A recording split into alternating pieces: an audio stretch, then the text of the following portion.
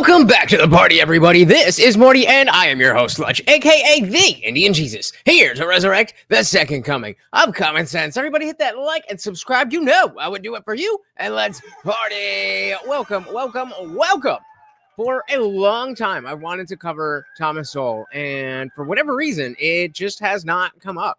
And a little bit of a slow news day in the heart of the summer, so I figure what a better time to check out our boy.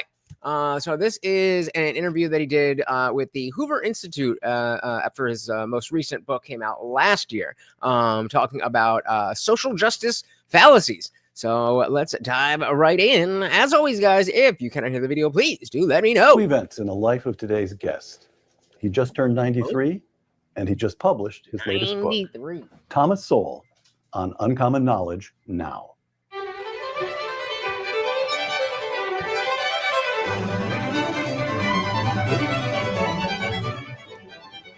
Welcome to Uncommon Knowledge. I'm Peter Robinson. After growing up in Harlem, Thomas Sowell served in the United States Marine Corps, then received an undergraduate degree from Harvard, a master's degree from Columbia, a doctorate from the University of Chicago. After teaching at universities that included Cornell, Brandeis, and UCLA, Dr. Sowell became a fellow at the Hoover Institution in 1977. Thomas Sowell is the author of some 40 books, including his newest volume, Social Justice Fallacies. And this past spring, he turned 93. Tom, welcome back to Uncommon Knowledge. Oh, 93 years old and still spitting bars. Good being here. You know, I can't help thinking, reading your background, if only you'd been a little bit more industrious, you might have been able to make a name for yourself. If only. Social justice. Dr. Martin Luther King in 1963, quote, I have a dream that one day poor little children will one day live in a nation where they will not be judged by the color of their skin, but by the content of their character. I have a dream today. And you write, Dr. King's message was equal opportunity for individuals. Equal opportunity. Regardless of race. In the years that followed, the goal changed to equal outcomes for groups. What now rose to dominance was the social justice agenda. If hell no. The social justice, those backing the social justice agenda could have everything they wanted, what would the country look like? We'd be Soviet Russia killing each other. All right. That was the quietest two people laughing I've ever experienced in my life. That was why. Killing each other. All right. Can you give me intermediate steps? In other words, what is the social justice agenda? What do they want? They want everybody to have equal outcomes, or for you to own nothing and be happy. Close as they can get to it. Unfortunately, you don't have the preconditions for that. Even in the same family, one of the examples I use in the book is among 5-child families. Right. The National Merit finalist is the firstborn just over half the time. That is more often than the other 4 siblings combined. Right. The fifthborn is 6% of the time. And so it was even where you have almost ideal conditions. They're born to the same parents, raised under the same roof, and they're not the same. Because all kinds of things matter, including birth order. Oh, absolutely. Absolutely. All right. Well, not to mention nurture versus nature and everything else besides your genes. Shout out to Guam Tech early in the building tonight. Welcome to the party. Said, liked, and shared. Thank you so very, very much. You guys know how much that helps. And even if you don't think anybody is going to click on the link, just by you telling YouTube or X or Rumble, wherever you're watching from, I want more people to see this. They will show it to more people. Thank you so very much, and welcome to the party. Because all kinds of things matter, including birth order. Oh, absolutely. All right, you take on various fallacies here. Let's take on a couple of them. And exactly, Guam Tech. I think we are in the same boat there. Not familiar, most familiar with Sowell, but everything I've seen from him is fucking gold. And same. I've never really done a deep dive, but exactly every time you see a clip or a quote, it's just like, damn, spot on. So I was like, hey, let's do it. The equal chances fallacy. Even in a society, I'm quoting you, social justice fallacies. We know how we love to point out our fallacies. Even in a society with equal opportunity, people from different backgrounds do not necessarily even want to do the same things. In American sports, blacks are very overrepresented in professional basketball, whites in professional tennis, and Hispanics in Major League Baseball. Why is that telling? You're welcome. Because the implicit assumption, and sometimes explicit assumption, is that in a world where everything was fair, where everyone was treated fairly, you would have things would be representative of the population demographics as a whole in all these various activities. Right. Imagine a black kid born in Harlem, and he's born with a body identical to that of Rudolph Nureyev, the great ballet dancer. There's the odds are 1,000 to 1 that he'll become a ballet dancer, much less another Rudolph Nureyev. I mean, he would be looked at strangely by all his friends in the neighborhood if he even wanted to do that. What you mean? And one thing I want to point out at the top of this is notice that this was from about a year ago, but he's 93 in this. He's 93. And let's just, wind back the clock a little bit and remember that someone over 10 years younger than he is here, they were trying to convince us, sharp as a tack. Come on, man. Sharp as a tack. Like, you can tell that he sounds like an old dude, but he's there. All his friends in the neighborhood, if he even wanted to do that. What you mean? He wouldn't even think about it. Right. So you mean to say that when you tried out for the Brooklyn Dodgers, you tried out for the pitching position in the Brooklyn Dodgers, and they didn't hire you, you were not being discriminated against? Actually, I was trying out for first base, and the real reason I messed up was that my position was center field. But in order to be a good center fielder, I need hours and hours of practice, and it was a very bad spring. I got very little practice, and so I figured at least I won't go out and make an idiot of myself in center field. So I mean, he's still making excuses. It's just not racism. Made an idiot of myself at first base. All right. Chess pieces fallacy. The chess pieces fallacy. Yeah. Explain that one. Well, Adam Smith had a very low opinion of abstract theorists who imagine that they can control a whole society with the ease with which one puts chess pieces where you want them on a chessboard. And so there's this notion of this inert mass of people down there, and then the wonderfully brilliant people at the top who ought to be telling them what to do. And there's no thought that, first of all, those at the top don't even know the people's individual conditions, who are very different from themselves. And when they try to help, they can make things disastrous. You discuss a theory of justice. This is under knowledge. That sounds very much like the woke left, that they're trying to fix things, but they're doing it in such a bad way that they're actually making it worse. Individual conditions who are very different from themselves. And when they try to help, they can make things disastrous. The woke left. You discuss a theory of justice. This is under knowledge fallacies. Yes. A theory of justice, which is in certain circles, every university in the country, the philosophy department, political science, you'll get it in sociology. This is the big book on social justice, written by John Rawls, philosopher at Harvard. I'm quoting you, Tom. Rawls refers to things that society should arrange. You quote him, arrange. That's the word he uses. And then Tom Sowell says, interior decorators arrange. Governments compel. It is not a subtle distinction. Let's try that again. Oh, that's in the video. Range. That's the word he uses. And then Tom Sowell says, interior decorators arrange. Governments compel. It is not a subtle distinction. Rawls refers to things that society should arrange. Interior decorators arrange. Governments compel. And so I guess that's talking about the role of being a part of the society versus ruling the society. Explain that. Well, if you're going to try to get some kind of result, you have to specify through what kinds of mechanism you expect to get that result. And different mechanisms, whether it's the government, the market, the Red Cross, whatever, they have their own individual things that they're good at and not so good at. And so you can't get the social justice result that you want unless you have the kind of institution that's likely to produce that result. Politics is not that kind of institution. And yet they all implicitly rely on government. Yes. Redistribution of wealth,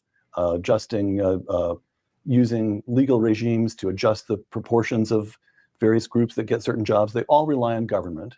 And what's distinctive about government is it's the one institution that can send you to jail. Yes. All right.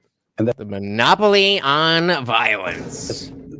the point is that's dangerous. We shouldn't want more government, more hands in the power of the politicians. Yeah, one of the real problems is that you have people making decisions for which they pay no price when they're wrong. Trying to get it to just be one line. But yes, we have a new thing here. So as you have seen with the top fans thing on the top of the chat right now, Guantek is the only one here, but he is number one. And so if by the end of the stream, he remains number one, then that's one stream. You get 5 streams as top fan, and you get free merch. And you can buy your very own at TheIndianJesus.com. No matter how high a price other people pay.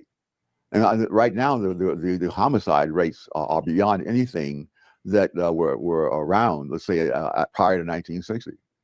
Now, I mentioned 1960 in this case because that's when the Supreme Court remade the criminal law. They discovered rights in the Constitution that no one had noticed for over a century. And they were impervious to evidence. So contrast your neighborhood in Harlem when you were an 8 and 9 and 10-year-old boy with what we see in neighborhoods in Chicago today. Oh my gosh. People are astonished when I tell them I grew up in Harlem. I can't remember ever hearing a gunshot. And then I've checked with my relatives who grew up in similar neighborhoods in Washington and down in North Carolina. Shout out to Stephen Colbert Cheese. Indeed, indeed. That is the way to go. And of course, super chats and donations also do help. But yep, just talk more. But don't forget that our mods can time you out for spam. So you got to be saying something relevant. So welcome to the party. I've checked with my relatives who grew up in similar neighborhoods in Washington and down in North Carolina. It happens to be relevant because we are talking about the thing that we're talking about. But these shouldn't count. I know. They never heard a gunshot when they were growing up. What? And then I've checked with my relatives who grew up in similar neighborhoods in Washington and down in North Carolina. They never heard a gunshot when they were growing up. I remember going back to Harlem some years ago to do some research at a high school, and so how? I looked out the window and there's this park there near the high school, and I mentioned in passing that when I lived in Harlem as a kid, I would take my dog for a walk in that park, and looks of horror came over the students' faces. People have no idea how much has retrogressed over the years in the Black community, and how much of what progress has been made has not been made by politicians or by charismatic leaders. Facts. One of the things that drives me crazy are people who... Yeah, a lot of the change that we've seen has not come from the top. It's come from grassroots movement that have figured out that the people at the top aren't going to help. Wrong way. They're not going to help any of us. So we got to fix it. Oh, yes. I apologize that, nobody likes you and your show is done. But hey, that's kind of exactly tying into what we're talking about is that, Stephen Colbert, the actual Stephen Colbert is, costing CBS $40 million a year. Then, it doesn't matter if he gets, I think they said he gets 2 or 3 million viewers. It's not worth $14 million. It's just not worth it. Shout out to Gabriel. Welcome to the party with the $5. Of course, every donation comes with a treat for Morty and gets us started on that Sowell stream. Thank you so much. What does Gabriel say? Are you going to any modern day debate live debate opportunities? I may go August 8th. Chicago against Andrew Wilson about Christian nationalism. So don't have any plans for anything in the near future. I am taking a look at the Ron Paul 90th birthday thing in Texas. I would really like to go to that. I think a lot of cool people are going to be there. But I mean, I definitely learned that, especially since DebateCon specifically, they stream it. You don't really get much from going to these things except the networking aspects, which are great.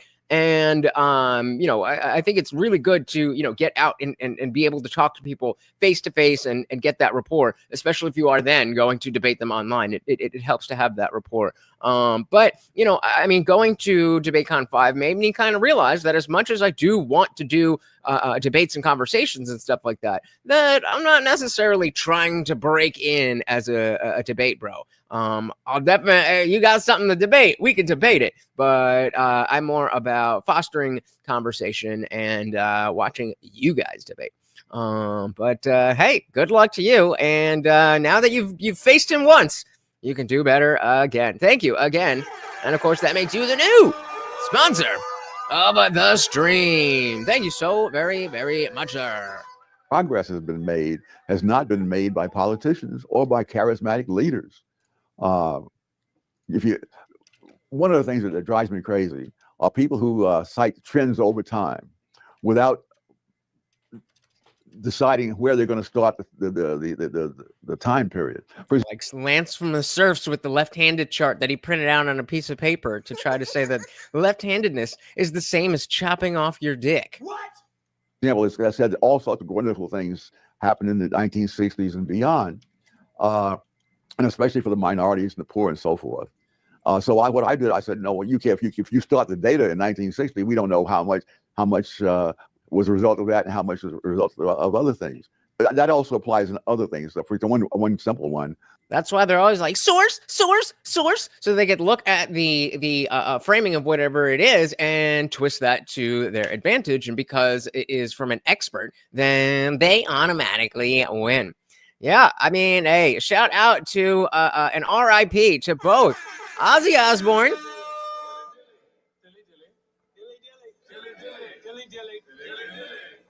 and, of course, the Hulkamaniac. RIP. RIP to the both of them. Dilly to you both. And this stuff usually happens in threes, so let's keep our fingers crossed that it's not. It's not. Yeah, right. They try different. Same, but different. No, definitely not the same. I don't fully remember who that is. Chuck Mangione. Why don't I recognize that name?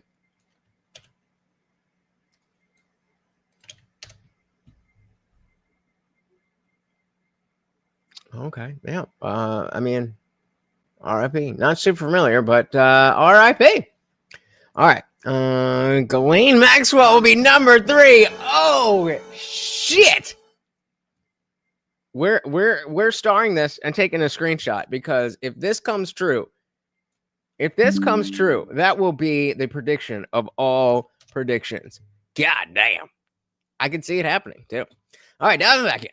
If you start the data in 1960, we don't know how much was a result of that and how much was a result of other things. But that also applies in other things. So for one simple one, many people say, Ralph Nader wrote this book in 1965, and as about the automobile safety and so on. As a result, there were laws about the government, and the death rates went down after that, which is true in itself.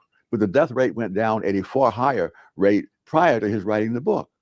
And this was the continuation of a trend that went back another 20 or 30 years. Because the market. So it's we talk all the time about semantic obfuscation. This is statistical obfuscation. Of a trend that went back another 20 or 30 years. Because car manufacturers, when it came right down to it, had very little interest in getting people killed. Yes, you kill off your I'll say yes. customers, your chances are you won't sell as many cars. Right. I would pay for that. The big fallacy, at least I take this as in many ways the heart of the book, racial fallacies. Mm-hmm. Now, in this section, in this chapter on racial fallacies, you begin, almost all of this book is addressed to the current moment. But in racial fallacies, you start by going back about 100 years. Yes. To lay out the progressive position in the 1910s and 20s, and for some years afterward. I'm quoting you. In addressing the massive increase in immigration from Eastern and Southern Europe, this massive increase in immigration begins toward the end of the 19th century and carries on through the 1920s. In addressing That too, but no, statistical obfuscating statistics. Massive increase in immigration begins toward the end of the 19th century and carries on through the 1920s. In addressing the massive increase in immigration, progressives claimed that these new immigrants were inherently, genetically, and therefore permanently inferior. So your argument is that a century or so ago, progressives believed roughly the same about Polish and Italian immigrants that whites in the South had long believed about blacks. Oh, yes. All right. Social justice fallacies. I'm going to read He's got to hold the book up every single time he says a it. quotation, then I'd like you to take us through this material. With the Hey, shout out to Matthew King. Welcome to the party. You don't know the white guy or you don't know the black guy. Obviously, you know me, but you don't know that guy or you don't know the guy that was just on screen. Either way, you definitely should know who Thomas Sowell is. I wish I could grandstand a little bit more and be like, how do you not know who Thomas Sowell is? Because I've never really done the deep dive. As I was saying when I started, you see clips and quotes from him all the time. And he is just spot on. He's one of these black intellectuals that will talk about racial stuff, which is exactly what they're going to get into. But the social justice, wokeness, Marxist stuff, all of that is his. That is his wheelhouse, and we definitely should have done this earlier. But I try to keep up with current stuff. This is from about a year ago. But definitely worth it. And I think we're going to be doing some more. But welcome to the party. Fallacies. I'm going to read a quotation, then I'd like you to take us through this material. With the passing years, more and more evidence undermined the conclusion of the genetic determinists. Jews who had scored low on the 1917 Army mental test began to score above the national average on various tests as they became a more English-speaking group. A study showed that black orphans raised by white families. If I'm not mistaken, I think he has a book called The Modern Day Thomas Sowell Uncle. I'm pretty sure he has. Well, let's do. Well, that's not what I want to click on. I just because I thought he had something. Where he specifically used that phrasing. I guess not, but yep, pretty much the modern day Uncle Tom or Uncle Thomas Sowell. There you go. The national average on various tests as they became a more English-speaking group. So wait, let's go back to the beginning of that. With the passing years, more and more evidence undermined the conclusions of genetic determinists. Jews who had scored low on the 1970 Army mental test began to score above average in the national on various tests as it became a more English-speaking group. So it showed that black orphans raised by white families had significantly higher average IQs than other black children. Or is it? National average on various tests as they became a more English-speaking group. A study showed that black orphans raised by white families had significantly higher average IQs than other black children, close quote. So in the century since this, you call them genetic determinists, which is one way of putting it. They were racist. They believed that some races were permanently inferior. Yes, and should be eliminated. And we've learned that's total nonsense. Not only is that total nonsense, but because of the fact that it is nonsense, yet we still see disparities in, we'll just say, behaviors among different races, means that there is something there, but it's not genetic, meaning you can change it, but they haven't. But even more than that, we've learned that IQ is malleable. Is that correct? I'm not sure what you mean by malleable. Well, that is to say that this ranking gets stupider, too. Of the ranking changes. Jews radically. are stupid in 1917 because they score badly on tests. They're on tests written in their name. Peter! The ranking changes. Jews radically. are stupid. Come on, Peter. That's crazy. What about my different question above in chat? What did I miss? Gabriel says Maxwell probably escaped through the fake self-deletion and join Epstein. Very, very possible. Like I've said, I don't think that Epstein is even dead. I think he's just chilling on his island. And I wouldn't be surprised if she's already there as well. I would not be surprised. And now I'm starting to think that we were never, ever, ever, or they never planned to give us any kind of client list or anything like that. Not that I think that there was like a sign-in sheet at the front desk of the island, but we definitely have things to connect people to illicit stuff, and that just apparently got Thanos snapped out of existence. Indeed, anything is possible. Just to say that this ranking of the ranking changes. Jews radically. are stupid in 1917 because they score badly on tests, but they on tests written in English. Tests written in English. Okay. And people who spoke English did better on those tests. Or that makes sense. Or that blacks have a certain fixed IQ ranking, and then you have black orphans raised by white families. In other words, a different cultural. But even before that study wasn't done until 1976. Oh, that's a lot. But even as of the time of World War One. The data showed that black soldiers scored below white soldiers, and this is one of the reasons it's so that you need people with contrary opinions to be able to be free to attack things. The people who believe that this is genetically determined, they said that's it, that's the answer, and they moved on. Some other people said, let's look at it more closely. They discovered that black soldiers from New York,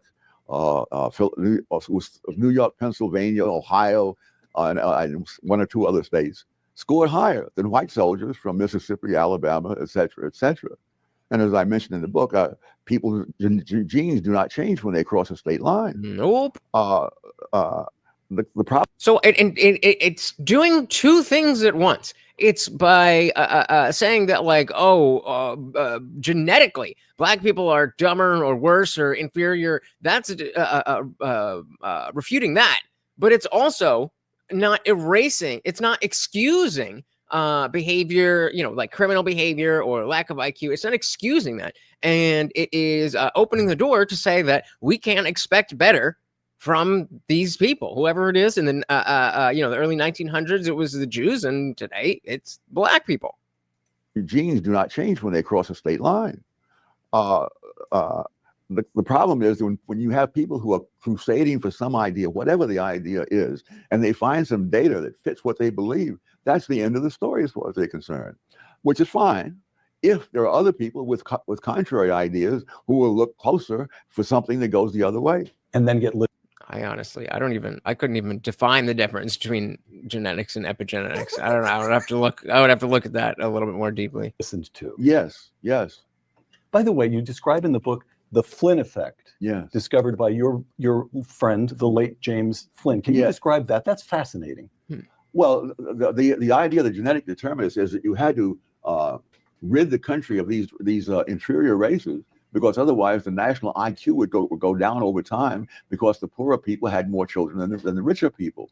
And if that were a fact, that these what do they call it, the genetic whatever, but if they were correct, then their conclusion that we should get rid of low IQ people so that they don't spoil the rest of the country is obviously authoritarian and doesn't respect personal liberties. But it doesn't not make sense. IQ would go down over time because the poorer people had more children than the richer people, and so that went on for here again. The IQ data there that the genetic determinists were relying on looked like it supported what they said, but Jim Flynn decided that first of all, you have to understand what an IQ score, how an IQ score is arrived at. Whatever number of questions answered correctly is the average at a given time, is given the number 100. Because when you do these tests, especially with children, if a 6-year-old child scores the same as a 12-year-old child, that means the 6-year-old child is either much brighter than usual, or the 12-year-old child is a lot less than usual. And so you compare all the 6-year-old children, And whatever the 6-year-old children, how many questions they answer correctly, that becomes 100 and then similarly for all the other ages. Right. So you can do that. And Gotcha. So if you expect that the average 6-year-old gets 50 questions out of 100, then if you get 50 questions, if you get 50% of it, then your IQ would be 100. But obviously different for different ages. And an adulthood, at some point, you simply say adult and non-adult. Right. All right. Now that sounds very, very, very innocent in itself. But what happened? Yeah, we're not doing anything right now. Why do you guys do this? When people start answering more questions correctly than before, the next generation answers more questions. Now the number of questions answered by the second generation becomes 100. And so over time, as more and more people, black, white, and whatever, are answering more and more questions correctly, the tests are renormed. So that makes sense because as we all, as, like just by humanity, if we are learning more, if we're getting access to technology, if we're getting better teaching methods and stuff like that, we would expect that what the average person knows, which essentially is what an IQ of 100 is supposed to represent, then that would go up because we would know more things and more people would know those things. That makes sense.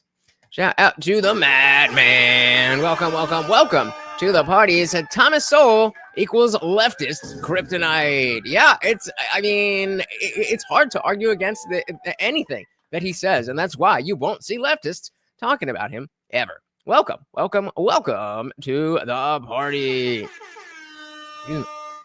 Excuse me. Matthew said, I watched a documentary about this. Like what happens if the dumb people take over? It was called Idiocracy. Amazing documentary. I think we've all seen that one.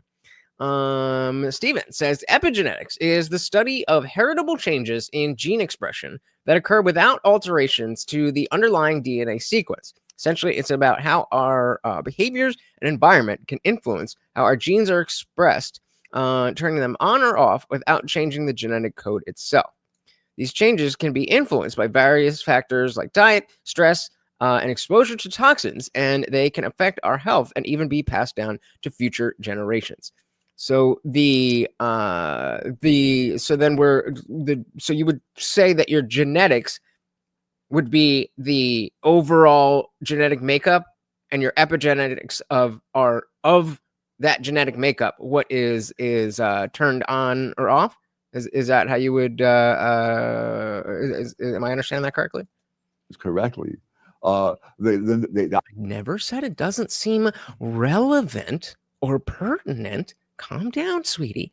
All I said is that now is not a time to just go off and do research on a different thing. I've already made a thumbnail. I've already titled a thing. I've already put out everything saying that we're talking about Thomas Sowell. So to just stop and go research something else is not a reasonable ask. And people, you guys do it all the time. Can we do this? Can we do that? No, we're doing what I'm doing. If you want to go talk about epigenetics, then you can start a channel and talk about epigenetics whenever you want. Or you can come into my Discord and be like, hey, I would love to see you do a show on epigenetics. Here's some information, or here's where you can look. Here's what I would like to hear about. And then I can do that. Not once I've already started a different show. You don't go to, shout out to Ozzy. You don't go to Black Sabbath. You're like, play some Slayer. White and whatever are answering more and more questions correctly. The tests are renormed. So having an IQ of 100 in 1925 is not the same thing as having an IQ of 100 in 1935 or 1950. Mm-hmm. Shout out to John Castle. Welcome. Said his skin might be black, but his hair is white, doggy. Very true. Very, very true. Indeed, Matthew, we absolutely can, because I brought you here under the pretenses that we would be watching Thomas Sowell. This is exactly what was going on. Yes. People of all different kinds were yes, getting smarter, to put it crudely. But once Jim Flynn decided, so just to you notice how within 3 messages you were able to do that, and I was able to understand it, and now we can talk about it instead of me stopping the show for everybody else to do what you did. See how that works? We work together. Teamwork makes the dream work. yes, Getting smarter, to put it crudely. But once Jim Flynn decided to go back to the raw data, not just take the IQs. How many questions was this? And he discovers that the number of questions being answered correctly was increasing by large amounts, roughly one statistical deviation, Right. From one generation to the next, Which is big. Yes, and so the number of questions that the blacks were answering, I'm say around 2,000, and having an IQ of 85 would have been an IQ of 104 back in 1947. Yes, guys, that new top fans thingy feature that they have at the top of the chat. If you are the top fan at the end of the stream on 5 different streams, I will give you free merch from TheIndianJesus.com. The more you chat, the more you pay, the more points you get. 85 would have been an IQ of 104 back in 1947. And so all this information was being ignored because people took the IQ test as if that was a fixed number of questions I answered correctly. And so you take the lid off that one, the Flynn effect shows that the opposite was happening. That instead of the national IQ going down, it was going up. It was going up. And so we have this fascinating discovery that somehow or other the conditions of modern life that requires more abstract thinking, Yes. somehow it's bringing in The whole group is rising. the whole group is rising. All right. From the progressive position a century ago to the progressive position today, racial assertions have ranged from the genetic determinism that we just discussed, which proclaimed that race is everything as an explanation of group differences, to the opposite view that racism is the primary explanation of group differences. Yeah. And this ties exactly into when I talk about how the black community TM is the worst possible thing for black Americans. This is explicitly what he is saying. How did this happen? It happened Race hustlers. because a lot of people arrived at the same conclusion, and they had high IQs and PhDs, and that was the end of the story as far as many people were concerned. All right. I mean, a high IQ and low information is a very dangerous combination. Mm-hmm. I have to, sorry, but you once told me, I'm talking to a Harvard man, of course, I'm very conscious of this. And you once told me, Peter, the main advantage of earning a Harvard degree is that you never again in all your life have to be intimidated by anyone who has a Harvard degree. All right. Listen, Tom, I mean, Harvard, it may have been a prestigious place once, but now it's seen better days. It's seen better days. by anyone who has a Harvard degree. All right. Listen, Tom, as I read this book, for the most part, it's objective. It's objective throughout. It's calm. It's analytical. But when you take on this modern progressive position that racism accounts for anything, there are passages in which you're angry. I felt Justifiably so. that there are passages in which there's emotion that is very close to this. So let me just read a little bit to you. Okay. Median black family income has been lower than median white family income for generations. But the median per capita income of Asian groups is more than $15,000 a year higher than the median per capita income of white Americans. Is this the white supremacy we're so often warned about?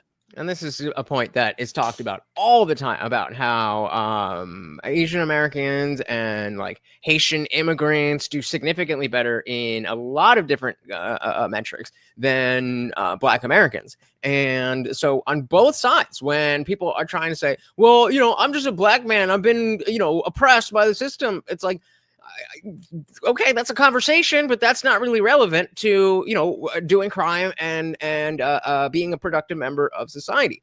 Then on the other side, saying that, oh, black people are inherently worse. It's like, no, not true. Not true at all. Madman said, better to be able to critically think than have high IQ. Absolutely true. Absolutely true. High IQ and low ability to think is dangerous. For more than a quarter of a century, in no year has the annual poverty rate of black married couple families, been as high as 10%. And in no year has the poverty rate of Americans as a whole been as low as 10%. So I think this is a Ben Shapiro thing, but what is the 3 things? If you graduate high school, you don't have any kids until you get married, and there's one other thing. But the point being, get married. That marriage is a huge factor here, and of course, correlation is not causation. But when you have a correlation that strong, you're going to want to pay attention. If Black poverty is caused by systemic racism, do racists make an exception for Blacks who are married? Nope. I guess you're allowed to be angry. Yes. Well, yes. So Almost. Like if you work harder and focus on your future, it will benefit you in the long run. Weird. do you have the feeling when you're addressing this notion that racism accounts for everything, do you have the feeling that that the arguments are subtle, it's persuasive, you can forgive someone for buying that argument? Yes, I definitely understand why, speaking of low IQ and inability to think critically, why it is easy to map racism or sexism onto everything. I completely understand that. Obviously, that doesn't make it true. That the arguments are subtle, it's persuasive, you can forgive someone for buying that argument. Or do you have the feeling? High school. But this was a thing about what you can do, because you can't choose whether your parents stay together or whether they're good parents at all. But there was the three things. So basically, if you focus on being in a family, you don't have any kids until you're married and you graduate high school, you be all right. It's subtle, it's persuasive, you can forgive someone for buying that argument. Or do you have the feeling that it's willful? That the case is so clearly mistaken that there's a willfulness about it? What do you mean by this, Matthew? It says if you're fighting every day for the one you love to have a good life, you can't give up. Are we talking about children? Or are we talking about what say more? That the case is so clearly mistaken that there's a willfulness about it. No, I don't. Actually, I think both things are true. I'll run it back. I think both things are true. That it's easy for people to buy into, and there is the semantic obfuscation of people leaning on it and pandering and like you said, willfully leaning on it. I think it's a bit of both. Racism accounts for everything. Do you have the feeling when you're addressing this notion that racism accounts for everything? Do you have the feeling that that the arguments are subtle, it's persuasive, you can forgive someone for buying that argument? Or do you have the feeling that it's willful? That the case is so clearly mistaken that there's a willfulness about it?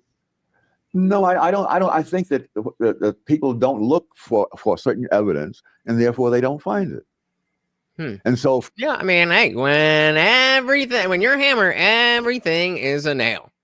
When you're a race hustler, everything is racist. On the basis of what they know at a given time, this may be very plausible. The problem is that what you really need are other people with different orientation who are skeptical and who will then look for things and find things that are very different from that. When he says different orientation, it doesn't mean you like to suck dick, all right? It just means your perspective. That man said, I had the 2-parent privilege. Shout out to all of the parents that provided kids like me and the madman with the 2-parent privilege. One of the biggest privileges that you can afford your children. Gonzag said, memorization versus problem solving. I think we've seen the battle between the types of intellect the past 15 years, and one is winning out. The other is relying on reverting back to emotion and losing the thought battle. I completely agree, and I think it's the related to the question that was just given to Thomas Sowell about are people willfully buying into it when it doesn't fit. It is very easy to blame something when you don't know what else to blame, or when there's something wrong and you don't know what is to blame. To just pick something and be like, it's racism, and a lot of people do it. Who are skeptical and who will then look for things and find things that are very different from that. One of the things that I found interesting was the fact that there are various counties in the United States which are among the poorest counties in the country. And most of them are white. And 6 of those counties have a population that ranges from 90% white to 100% white. Called it. Called it. I told you. What did I tell you? Because I told you. And when did I tell you? A long time ago. And what did I say will happen when I told you? Appalachian counties. Yes. Kentucky, Yes. Kentucky and Ohio, as I recall. Yeah, and Stupid white people. but mainly it's the Goddamn the whites. hillbilly communities. Right. And of course, there's that great book that was written, The Hillbilly Elegy. Hey, shout out to JD. Hillbilly communities. Right. And of course, there's that great book that was written, The Hillbilly Elegy. It was on the bestseller list for more than a year consecutively. JD Vance. And this is from this was recorded September of 2023. So I mean, he was in the race, but he hadn't quite blown up yet. J.D. And Vance, now Senator Vance. Yes, and Yeah, see, now Senator Vance, now Vice President Vance. bestseller list for more than a year consecutively. J.D. And Vance, now Senator Vance. Yes, and these are people who have faced zero racism, They are white. and they're white and zero racism, and But a lot of other problems. I want to say we got 7 people and 7 likes. Thank you, thank you, thank you. I didn't even have to ask. I very, very, very much appreciate that. also they're back in the 30s when they did IQ studies. Their IQs were not only at the same level as those of blacks, they had the same pattern, namely that the young people, whether they were black or hillbilly, would have an IQ very close to the national average at age 6. But by the time they were teenagers, it just kept going down and down and down because it's relative to the other people of that age group. Right. And so we were talking earlier about how, you know, the what you expect the average 6-year-old to know in 1917 is going to be different than when you expect the average 6-year-old to know in 1925 and 1950 and so on and so forth. And so at younger ages, and that happens in real time, even though the each population is not learning or changing at that rate, but the average is going to change. And so when they're younger, you know, at 6 years old, if you're a hillbilly or you're in one of these lower class black communities, then you're probably not going to be that far off. But by the time you get to be 12, 13, 14, like you just said, it's going down. Going down and down and down because it's relative to the other people of that age group, and they simply were falling behind. So it was clearly not biological; it was social. But despite that, these hillbilly counties had incomes that were not only lower than the national average, they were lower than the average of black incomes for a period of half a century. It may have been longer than that because I only went through half a century.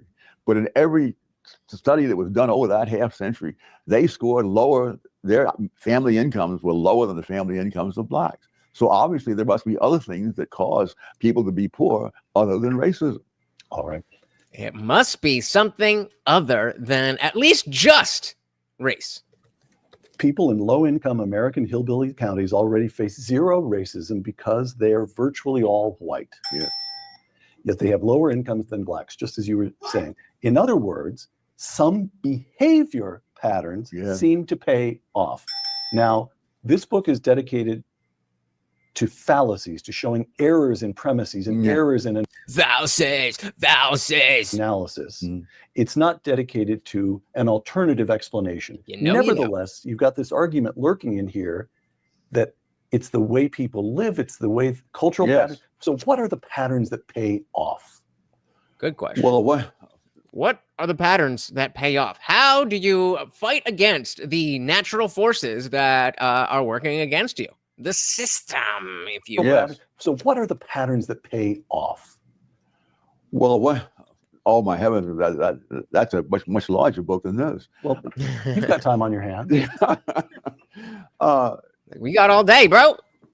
In terms of public policy, what does not pay off is having charismatic leaders depending upon government to do things.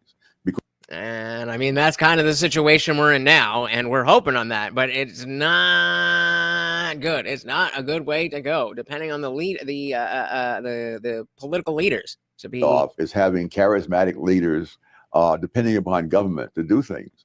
And I mean, even before the Epstein stuff, the most recent Epstein stuff, you know, I'm full MAGA, but still, that is not the best situation to be in.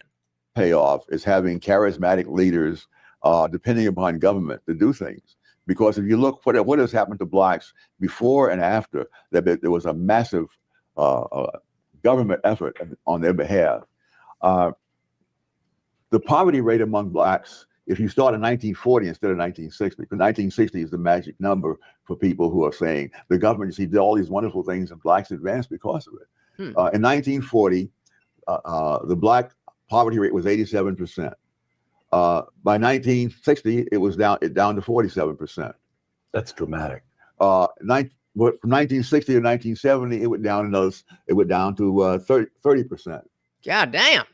Shout out to equality and deference because vagina. Welcome to the party over on Rumble. Don't forget, we are always live on X and Rumble. Said liked and shared. There we go, guys. Again, it does not even matter if you think anybody's going to click. And as Guamtech is saying here, you can even throw it in DMs. All of that helps boost the algorithm. Thank you so very, very much. Welcome to the party. Quality says, Thomas Sowell, the man, the myth, the legend. Indeed. I've been meaning to go on a deeper dive. And I think, based on what we're hearing, I think that it would be interesting to maybe one of his more classic speeches or debates or something. Somebody who is willing to have that conversation about how the black community TM does not help black individuals. I think having a discussion around Thomas Sowell's work would be a good jumping off point for that. So we've got more Thomas Sowell on the docket. Shout out to Zippy DSM Lee. Welcome to the party. Long time no see. Always a pleasure to have you here, brother. Welcome. The main brain man. I think that's a little racist, but either way, that's the one. That's between you and me, equality. But from 1960 to 1970, it went down to 30%. And in 1970, affirmative action was now in place. It went down to 29%. So in the 20 years prior to 1960s, the black poverty rate went down by 40 points. And in the 20 years after 1960, it went down by 18 points. But again, you have the same thing you had with what was the Ralph Nader effect. You see, You started in 1960. You missed this. So you missed all of that. So you've got in this book. This is a point you make again and again in the section on racial fallacies. That I started thinking of it. I don't think you use these terms, but this is not an original thought with me. I started thinking of it as a hidden century of black progress. Yes. From emancipation with the end of the Civil War through to 1965, let's say, the Civil Rights Act of 1964, 65, through the mid-60s, you've got a century, and you argue black educational attainment rises. Yes. Black poverty rate drops dramatically. Yeah. And these are people who started with no property, overwhelmingly illiterate. This is from the moment the year zero in 1865 for African Americans, and they climb. And the other point that you make at a number of places is that the black family is overwhelmingly intact. Yes, right up to 1960. Most black. Go ahead. It's almost like that two-parent privilege and having a nuclear family matters. We've been saying that forever. Context said, if people are inherently opposed to what's different, how would earlier light-skinned humans have been able to mate enough to spread enough genes to become the main demographic?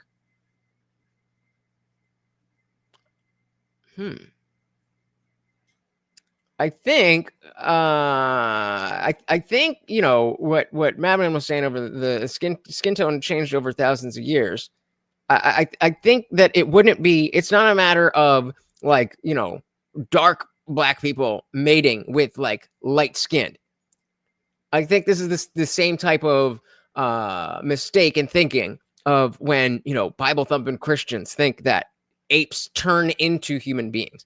And so just over time, the people, and this is speculation, but I would guess that over time, you know, people moved to different climates, and those different climates were better for things like agriculture, and those were able to advance. And so the societies that were able to advance were able to procreate more.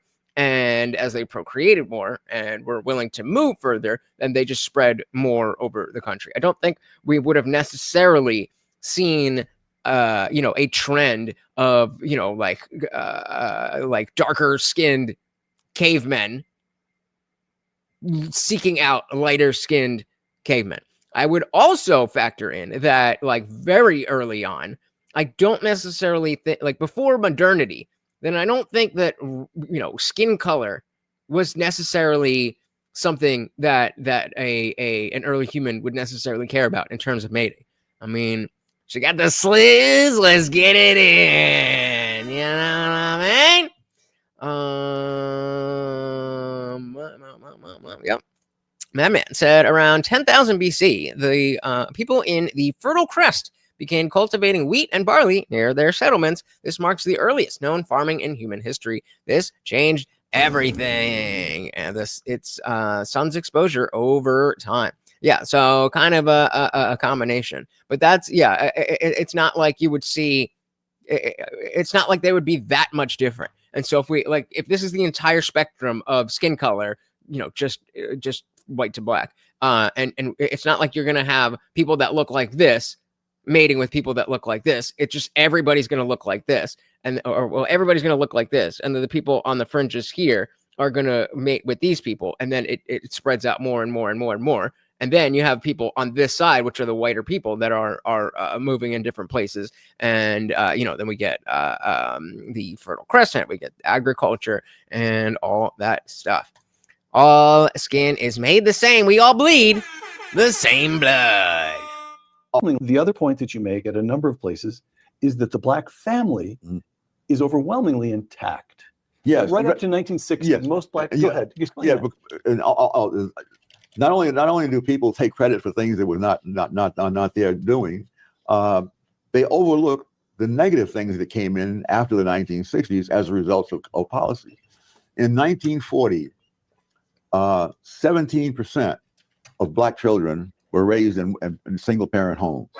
17%. 17. What is it now? What year was that? 1960s. In 1940. So 1940, 17% of black children came from a single family home. Of black children. I've seen this number before. I don't remember exactly what it is, but it's somewhere around there. I want to say 65. But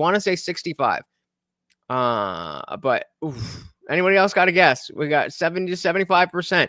Anybody have a guess as to what percentage of black children are raised in single family homes? And well, let's say as of 2020. Zippy said humans like to sort people into pegs and slots and square holes, and you do not fit, you get hammered in. Right, but again, that's why I'm saying that it's periods of time. Everybody is looking the same. They're just changing what they look like, and then as they branch off, then all these people look the same, and all these people look the same. So they're not really worried about it. Wrong said wrong. Cavemen were classist and hated on darkies because they were seen as the workers. Oh my goodness! I'll give you a dilly dilly for creativity. I think white. Wait, what? I think white shave. What? 1940. All right. Let's see. 17% of black children were raised in single parent homes. I say 65. Man says 70, maybe 75. 17%. 17. At the end, I forget the exact date in the 20th century, but after these wonderful reforms were put in, that quadrupled to 68% of black. Holy shit. 68 as of when? Children were being raised in single parent homes. Now, there's a whole literature on all the Wait, just from 1960 or exact date in the 20th century. okay, so but yeah. But after these wonderful reforms were put in, that quadrupled to 68% of Black children. And so he's saying at that time, after the 60s, he doesn't remember exactly when. So sometime between the we'll say the 70s and the late 90s. I'm only going to assume that it's gotten worse. So ChatGPT, what percentage of Black children are raised in single family homes as of 2020 to get some full information? That's 5 years ago. We know exactly what was going on. All right. 51%. Okay. I mean, hey, at least it's going down. At least it's going down.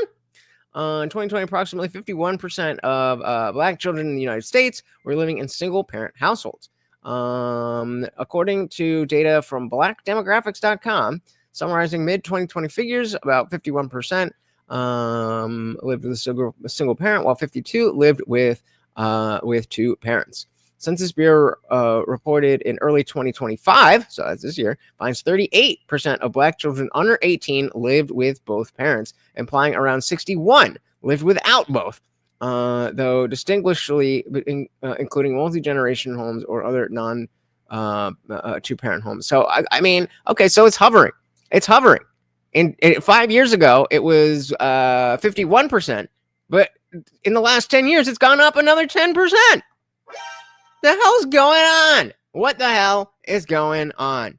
I mean, yeah, that was 10 years. That was 5 years ago. Still not great. And now it's gone up another 10% in that 5 years.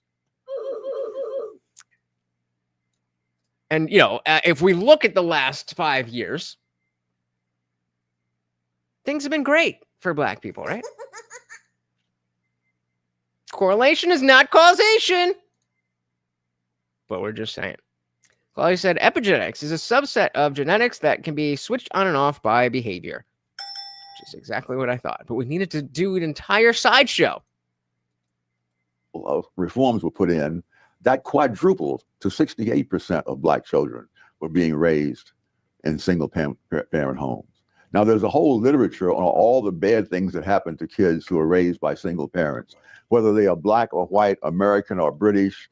The studies show the same things. One study said that fatherlessness has a bigger effect than even race and poverty. And certainly I think back in my own life, I realized how fortunate I was, because even though my biological father died before I was born, I was adopted. I was adopted into a family where I was the only. Unfortunately, that is often the case because we have young people just spitting out babies, and grandma has to deal with it. I was adopted. I was adopted into a family where I was the only child in a family of 4 adults. And these were not people who were out having an active social life someplace. The life was there. What? How are you in a family with 4 adults?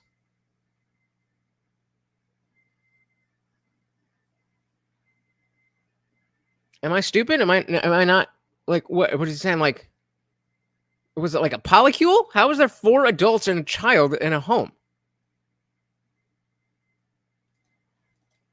And these were not people who were out having an active social life someplace. The life was there in the home. They gave you their time. Yes. And I remember years later when I became a parent, and like other new parents, I wanted to know, when is the kid supposed to do this? When he's supposed to do that? And I said, how old was I when I started to walk? And let's just call them guardians. The lone surviving member of the family that raised me said, Tommy, nobody knows when you could walk. Somebody was always carrying you. Okay, so maybe there was adult children. It was the parents and then 2 adult children. Because he just said his brother. Member of the family that raised me said, Tom, another. I'm just do that. And I said, how old was I when I started to walk? And the lone surviving member of the family that raised me said, Tom. I'm sorry. This is sticking with me, but it's a little odd. I mean, nobody knows when you could walk. Somebody was always carrying you. But So you had Yeah, that's what equality's saying. Is that do you know that, or are you just speculating? Because I was going to look it up. But that's the only thing that makes sense. Like it's a guy, the parents and then 2 adult children, and then they adopt young Thomas Sowell. 4 adults doting on him. Yes. And that's what and then part of the rise of blacks before was because of things that were done by blacks. Example that I think of a lot was a kid who grew up in Harlem at the same time I did. We were in the same school, lived 2 blocks from me, and we met many years later by accident on a street in San Francisco, and we talked about the old times. Oh, you're saying it could have been the parents and the grandparents. Very possible. Very, very possible. And one of the things he mentioned to me that because he had gone on, he was making more money than I was, and he would become wealthy, and he lived overseas with servants, and he came back and moved out to the wine country and all that stuff. But one of the things that struck me, he said that he could remember times when he was growing up, when his father would sit at the dinner table watching the children eat and not eat anything himself. Now, it's not, that's what. And now the father isn't even there. Yes, that's right.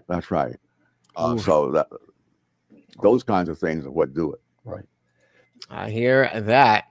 But switch it up to a happy notion. Fuck, a Master General in the building with the $20. Thank you. So very, very much. Said the Overlord approves of Thomas Sowell. The Overlord approves of you. Thank you so very, very much. Of course, that makes you the new sponsor of the stream. Guys, that is 2 out of 15 and 25 out of 50 for the Swogo. Funkmaster comes in and we already hit halfway. Thank you so very, very much, sir. And welcome to the party. Right. So those kinds of things are what do it. Right. Social justice fallacies. The Civil Rights Act of 1964 was a major factor in ending the denial of basic constitutional rights to blacks in the South. But there is no point trying to make that the main source of the black rise out of poverty, nor can the left act as if the Civil Rights Act of 1964 was solely their work. Well, they can certainly try. They can definitely act as if it's solely them. But it's not. A higher percentage of Republicans than Democrats voted for the act, close quote.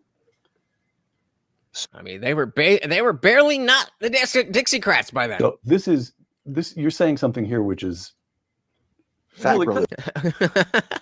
Equality says, sounds like you say fuck Master General. That's his porn name. I don't want to see it, but I would definitely co-sign that name. Fuck Master General. So this you're saying something here which is Sacrilege. it is. It's shocking. It's heretical. Yeah. You're saying the Civil Rights Act.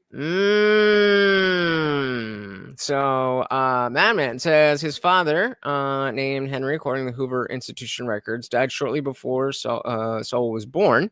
His mother, reported as Willie in some accounts, was a housemaid. She died a few years later due to complications while giving birth to another child. And so before, he said he was adopted into a family of 4 adults. And we're trying to figure out exactly what that meant. And, Comtech said parents and grandparents. And Equality was saying adopted into a family after two children and become adults. Yeah, but one can imagine the mom wanting to take care of a kid again after the kids were already grown. Yeah, I mean, mom and them, it fits. It fits. It is. It's shocking. It's heretical. Yeah. You're saying the Civil Rights Act ensured equality before the law. That was overdue. It was necessary. It was just. Absolutely. I don't think any reasonable person is going to disagree with that. Ensured equality before the law. That was overdue. It was necessary. It was just. That's an accomplishment in American history. Yes. But at about the same time, we get the creation I didn't think he was lying. I just didn't understand how that plays out. of a vast expansion of the welfare state. Mama and them. And it does people harm. Yes. It harms the African American family. It leads to fatherless. And have I got your argument right? Yeah. Yep. And you want to stand by that? Yeah. And the other thing too, the Civil Rights Act was not what got blacks into professional occupations. In the decade prior to 1964, the number of blacks in professional occupations doubled. So this is not the result of the Civil Rights Act of 1964. All right. Tom, a few closing questions here. And of course, we are only an hour in here, so we have more Thomas Sowell to First of all, check out. May I read to you? This is a note to readers from the New York Times in 2020. All right. Actually, The nationwide protests over racism and police violence have prompted a renewed focus on a long-standing debate whether to capitalize the term black. We here at the New York Times have talked to more than 100 staff members. The feedback has been thoughtful and nuanced, mind you. And we've decided to start using uppercase black to describe people and cultures of African origin, close quote. do you capitalize white or Asian or Hispanic or Latino? Then it's racist. New York Times capitalizes black, but you don't. Tom Sowell, how dare you engage in this act of defiance? How dare you? Oh, it is amazing the things that people can focus on. It may seem to be a big issue to the New York Times. I suspect that the people who are being murdered in these big cities like New York and Chicago may have a somewhat different view of the importance of what is capitalized and not capitalized. Tom, let me read a few single sentences from Social Justice Fallacies. I'll read a sentence. I love it every single time. Let me read a couple of quotes from Social Justice Fallacies. And guys, remember, top fan of the stream 5 times gets you free merch. All you got to do is chat, and money helps too. But chat is what we really care. Read a few single sentences from Social Justice Fallacies. I'll read a sentence. You tell us what you meant. Stupid people can create problems, but it often takes brilliant people to create a real catastrophe. That's a bar. That's a bar. And it kind of touches on the same notion of, the dimwits and the midwits, and the fact that the midwits, who are smart enough to actually understand some things, are more dangerous than the dimwits who don't understand anything at all. That is so, my gosh. Think of the catastrophes of the 20th century. You mentioned the genetic determinants. They drew the conclusion from their reasoning that you had to put an end to certain races because they had what they called eugenics, but what was later called genocide. And so that idea originated with the progressives. And there was a progressive who wrote a book with that theme, which was translated into German, and Hitler called it his Bible. And so this Holocaust. You draw a line from the progressive eugenicists to Adolf Hitler. He drew the line. He drew the line and wrote a fan mail letter to the author of that book, and saying all you got to do is talk like you're already talking. That book was his Bible, and we see what that led to. During the 1920s, in reaction to World War I, which was so bad, the idea arose among the intellectual elites that the way to prevent war was to stop arming. So disarmament was the way to avoid a war. No evidence made the slightest impression on them, and they blundered the West into a war that probably would never have happened, because the totalitarian dictatorships that started that war were well aware that the United States, Britain, and France had an industrial capacity greater than theirs, and you wouldn't ordinarily attack countries that have greater industrial capacity than yours unless you thought that they were. Okay, so Funkmaster, then no more super chats because everybody's going to stop talking because you've given money. That makes sense, right? Guantek said, white people blame mommy and daddy for their problems. Black people do the same, but it was the government that helped raise them. You guys are on fire tonight. Facts. White people blame mommy and daddy for their problems. Black people do the same, but it was the government that helped raise them. Damn. That have greater industrial capacity than yours, unless you thought that they were gutless and were foolish enough not to remain armed. And for 3 years, Guys, if you click the thing, you can see the here. Well, that's not what I meant to do. If you just click the thing, then you can see the ratings. That's it.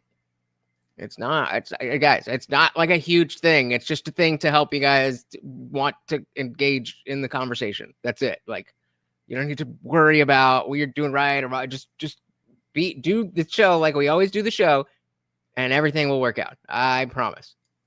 And Guamtech says essentially that means black people are blaming the government for all of their problems. I mean, at least the liberal ones. They were gutless and were foolish enough not to remain armed. And for 3 years of that war, their Axis powers won every. Quality says, and I blame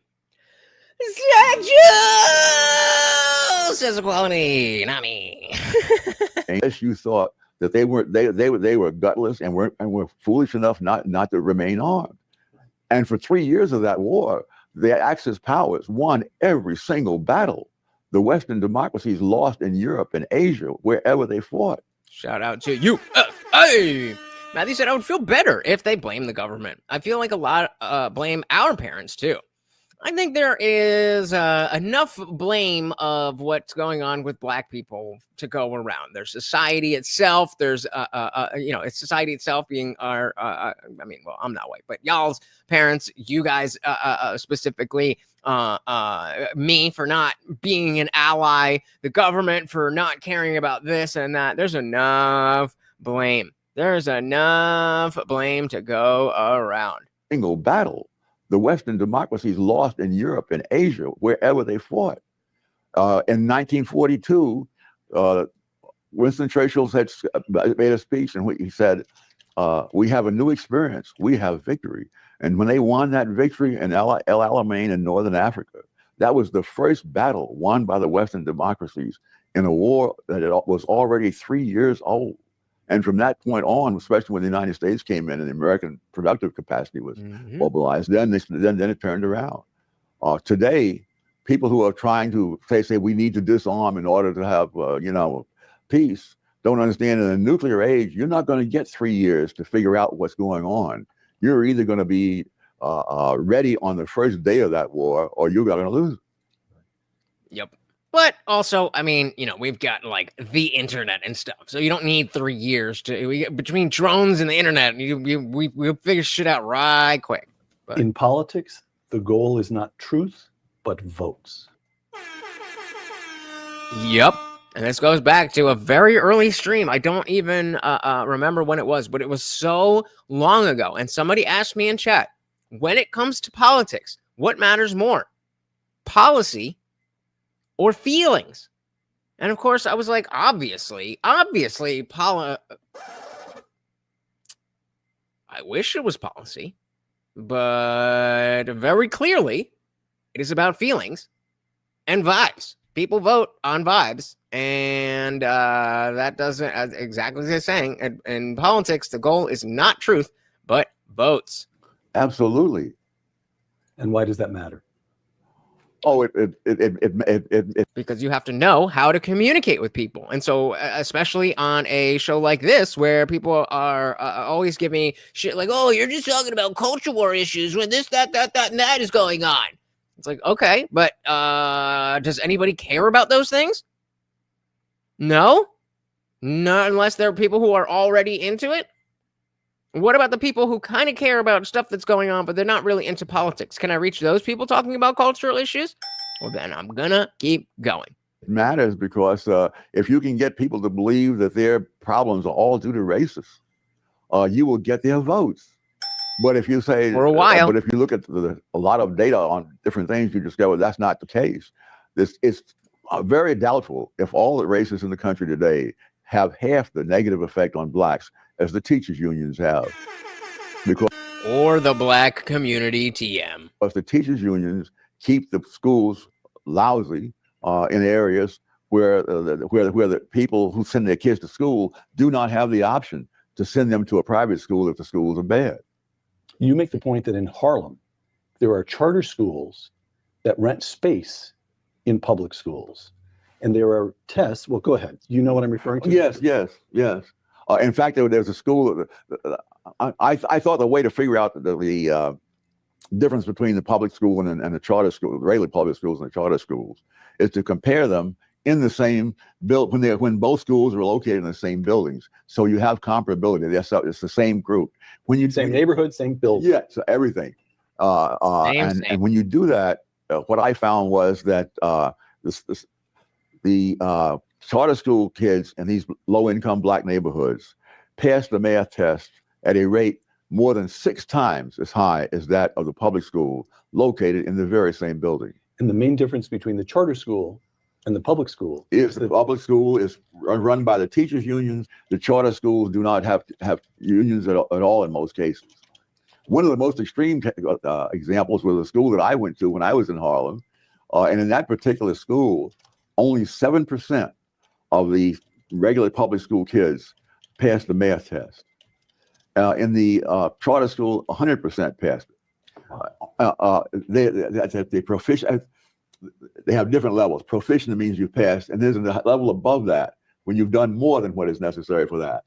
In that particular school, only 2% of the charter school kids scored as low as proficient. The other 98% were in the top bracket above proficient. Last question here. Last quotation, Tom. One of many things that no individual, no institution, and no society has any control over is the past. Well, tell that to Ibram X. Kendi, who says we can change the past by changing the present and the future. The only remedy for past discrimination is current and future discrimination. We got to make it equal, right? Yes. Why does that matter? Because when we talk about groups and we talk about their environment, we usually mean their tangible current surroundings. But of course, all the groups have had different pasts. Mm-hmm. When the Irish, the Jews, and the Italian Quality said, my first memory of Sowell was on the Milton Friedman series, Free to Choose. He was a young lad back then. And that is, I mean, I would love to know a specific conversation. What the hell did I just say? An old, like a more classic conversation when he had a little bit more vitality to cover when I was talking about bringing somebody else on to discuss the black community. But after this, there is another conversation that we can get to. But what I think is going to be better is just go through some shorts and see, just his highlights, and that'll really give a good picture of. He's 93 now, but he wasn't always. We've had different paths. When the Irish, the Jews, and the Italian immigrants were coming to America, it was common for Italian and Jewish neighborhoods on New York's Lower East Side to be represented by Irish politicians. And why is that? Because if you look at what happened before they ever got to America, you can see that the Irish had reasons to organize in a political kind of way. The Jews and the Italians did not. Their circumstances, it wouldn't have made any difference.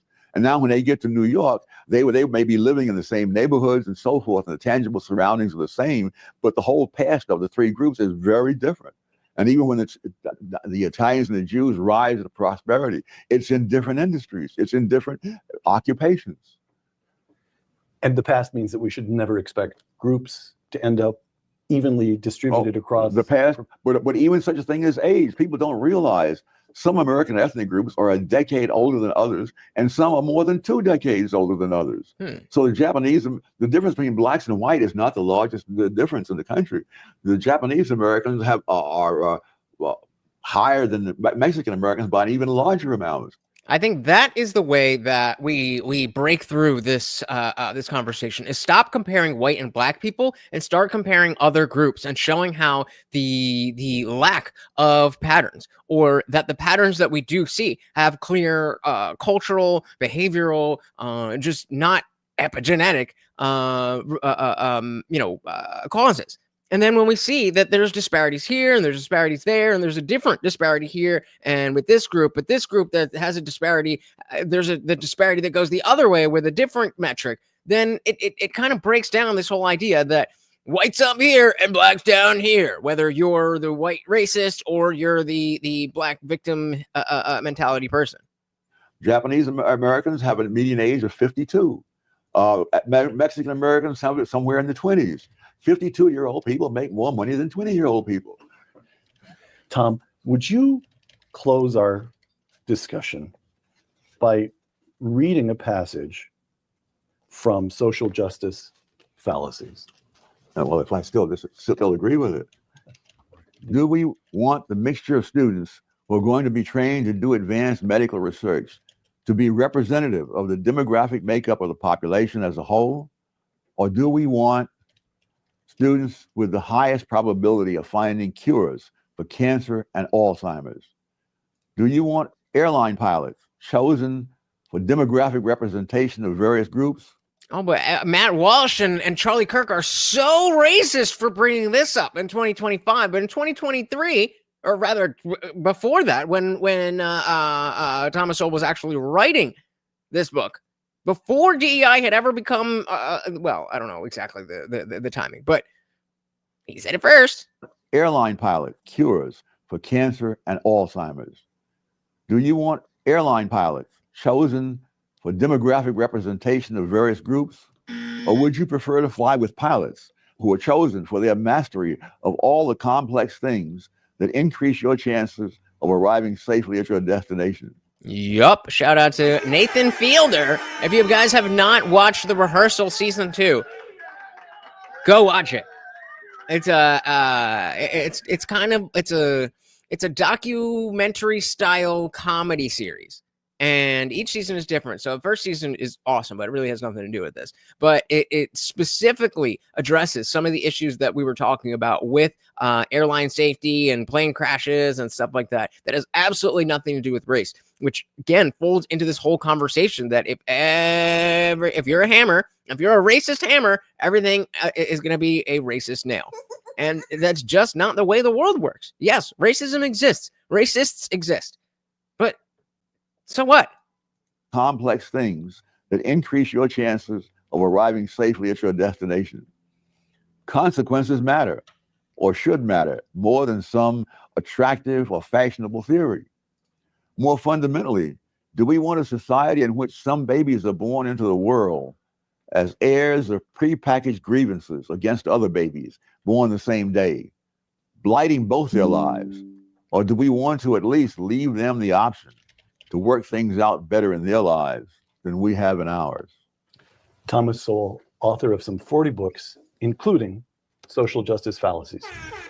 And of course, got to hold it right on screen. So that is just one of many, many different sit downs and speeches and discussions and podcasts and stuff that Thomas Sowell has done. And like I said, I would love to see some more. But let's go back in time. Hopefully, you would also. Oh, it's not going to work like that. Okay. So we'll do this.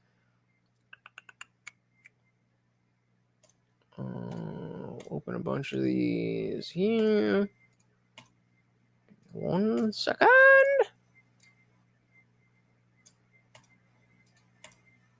I have a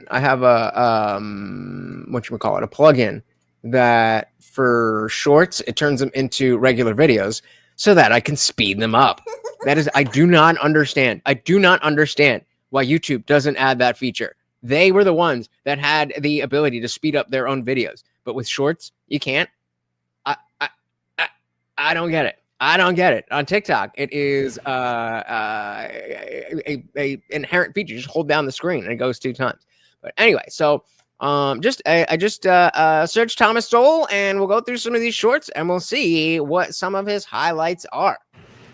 I guess it's because that's proven to be a politically popular thing to do. But in point of fact, one of the things that They're not old. They're not all when he's old. mentioned in the book is a study that was done by the New York Times, of all people, some years ago, where they tried to show the 10 poorest counties in the United States. Okay,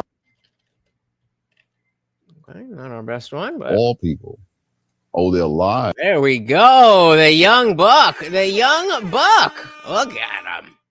All people owe their lives to the surrounding society, and that they cannot simply demolish it because it is unjust, because everything human has always been unjust. My tendency is to want more freedom for the individual. I don't want people making decisions who don't pay the price of their decisions. Mm-hmm. And that's what politics is all about. You don't pay the price of the decision. One of the reasons we have Facts. I mean, where is anything with Epstein? Where is anything with Fauci? Where is anything with Matthew Crooks, for that matter? a Jim Crow era in this country was because the politicians didn't pay the price of that. That was enormously costly to the white as well as the black population. But the politicians who put that in didn't pay any cost for that. They drew their full salary irrespective of all that. The deep state continues no matter what is going on. I want someone who discriminates to have to lose money discriminating, because people tend to back off when they start losing big money. Yeah, Colin, he was a young lad. He was probably my age, 35 here. I think people in the civil rights area have missed a bet by not trying to promote more free markets, because that makes discrimination the most costly it can be. Bingo. Brilliantly said, sir. I've often said there are three questions that I think would destroy most of the arguments on the left. And the first is, compared to what? The second is, That's racist. Compared to what? Okay. at what cost? And the third is, what hard evidence do you have? Now, there are very few ideas on the left that can pass all three of those kinds of things. Can conservative ideas pass those? Yes, I think so, because they don't assume that there is a solution out there. There are no solutions. There are only trade-offs. And whatever you do to deal with one of man's flaws, it creates another problem. But that you try to get the best trade-off you can get, and that's all you can hope for. That's all you can hope for. Well, let's see. He looks. Claudia's asking how old he was. They don't put a lot of information in these shorts. But this looks like around the same time. And what did that say? 1980. So, do the math. What do we got here? Thomas Sowell versus the left. What do we got here? After last summer's protests, experts declared what America must do for Black Americans. The only way to close a wealth gap is by transferring wealth. Is it though? Because I don't know if you guys have heard of this dude called, what's his name? Oh, Thomas Sowell. But he's saying opening markets would be the worst thing for racists. The only way to close a wealth gap is by he's 90 he's 95 now. Maybe he was 93 in September of did I X that? He was 93 in September of 2023. So whatever that is. All right, what we got? Black Americans. The only way to close a wealth gap is by transferring wealth. We have to abolish policing. Reparations. Listening to them, I kept hearing the voice of Tom Sowell. I've been able to Let's go. Quality says John starts up for the win. find a single country in the world where the policies that are being advocated for blacks in the United States have Okay, there you go. 1981 here. lifted any people out of poverty. Sowell's an economist who writes great books about economics and culture. Today, he defends free markets and criticizes the conceit of political planners. But he once was a Marxist. What was your wake up to what was wrong with that line of thinking? Facts. Thomas Sowell was born in North Carolina at the start of the Great Depression. His father died before he was born, his mother soon after. When he was 9, a relative took him to Harlem. We were much poorer than the people in Harlem or most anywhere else today. But in another sense, in the sense of the things you need to get ahead, I was enormously more fortunate than most black kids today. Partly because a friend showed him the Harlem Damn, that's an old ass motherfucker. Public Library. When you start getting in the habit of reading when you're 8 years old, that's a different ballgame. His reading and early life experiences turned him into a Marxist. I would take the Fifth Avenue bus, past all these Lord and Taylor and all these fancy places. And then suddenly there were the tenements. And I wondered, why is this? It's so different. Racism, that's why. And nothing in the schools or most of the books seemed to deal with that. And Marx dealt with that. What then changed him was his first job. I was like, that'll do it to you. a summer intern at the U.S. Department of Labor. He saw the taxes and he was like, oh, hell no. One of my biggest concerns was about minimum wages. At first, I thought, well, this is good because all these people are poor and they'll get a little higher income. And so that's what they want you to think. But as the great Dave Smith said, remember, actually, he might have stolen it from Milton Friedman. I don't remember exactly, but he did say it somewhat recently. Remember that the minimum wage is not a platform on which poor people stand. It is a barrier which they must overcome. The minimum wage is $15, and you do not have the skills to provide $15 worth of labor an hour, then you don't get to have a job. But if your labor is worth $3 an hour, then and we don't have a minimum wage, then you can work. And by working, you better your skills and you can get more money instead of just having to slide into some bullshit. The minimum wage is not good. Claudia said, dilly to that. Get rid of the minimum wage and bring back child labor. At first, I thought, well, this is good because all these people are poor and they'll get a little higher income. And so that'll be helpful. And then as I studied... Guys, don't forget about Morty. We are halfway to the Swogo, and he is hungry. Economics, I began to see, well, there's a downside. They may lose their jobs completely. And when I came up with how we might test this, I was waiting to hear congratulations. You see that I had this. And I could see these people were stunned. They said, oh, this idiot has stumbled on something that will ruin us all. And I realized the U.S. Department of Labor had its own agenda and interests. And that did not necessarily mean that whether poor people lost their jobs for minimum wages or got higher pay was their highest priority. He found out that people in the government didn't give a rip whether or not it worked or didn't work. Look, it's the white face of black face of white supremacy.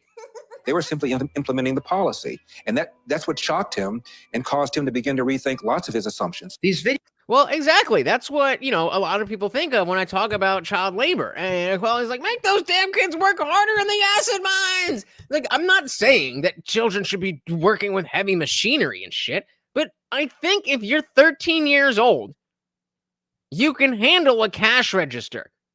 You're working with 5 different apps at the same time. I think you could ring some shit up.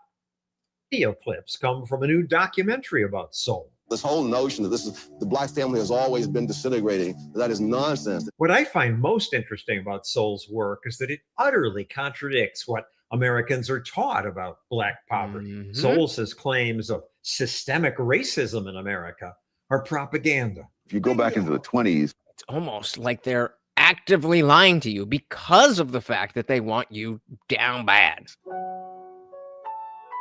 You find that a married couple families were much more prevalent among blacks then.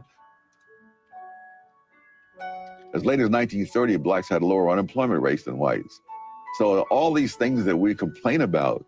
Fucking lazy white people. Lazy white people. And attribute to the era of slavery. Those things should have been worse in the past than in the present. Sowell says the bigger cause of blacks' problems today is welfare. You began to have the mindset that goes with the welfare state so that there was no stigma any longer attached, for example, to being on relief. Yup. Oh, we got to scroll back to find that. We got to scroll back to find that video. I don't care how far back it is. If you haven't seen it, it is the worst thing ever. not the worst thing ever, but it's going to take me a second. But when I find it, you're going to be glad that we waited. And it's just some lady, essentially, telling her kid to just stay on welfare because that's the best possible thing. Damn, I post a lot of these fucking videos. Damn, it's gonna be far back there. Let's try. Okay, I don't know. I don't think it's gonna be right quick. Give me 1 second. One bit further. Yeah, this is all Epstein stuff. So let's say parent says stay on don't get a job because of Section 8. There we go. There we go. Twitter search for the win for once. For once.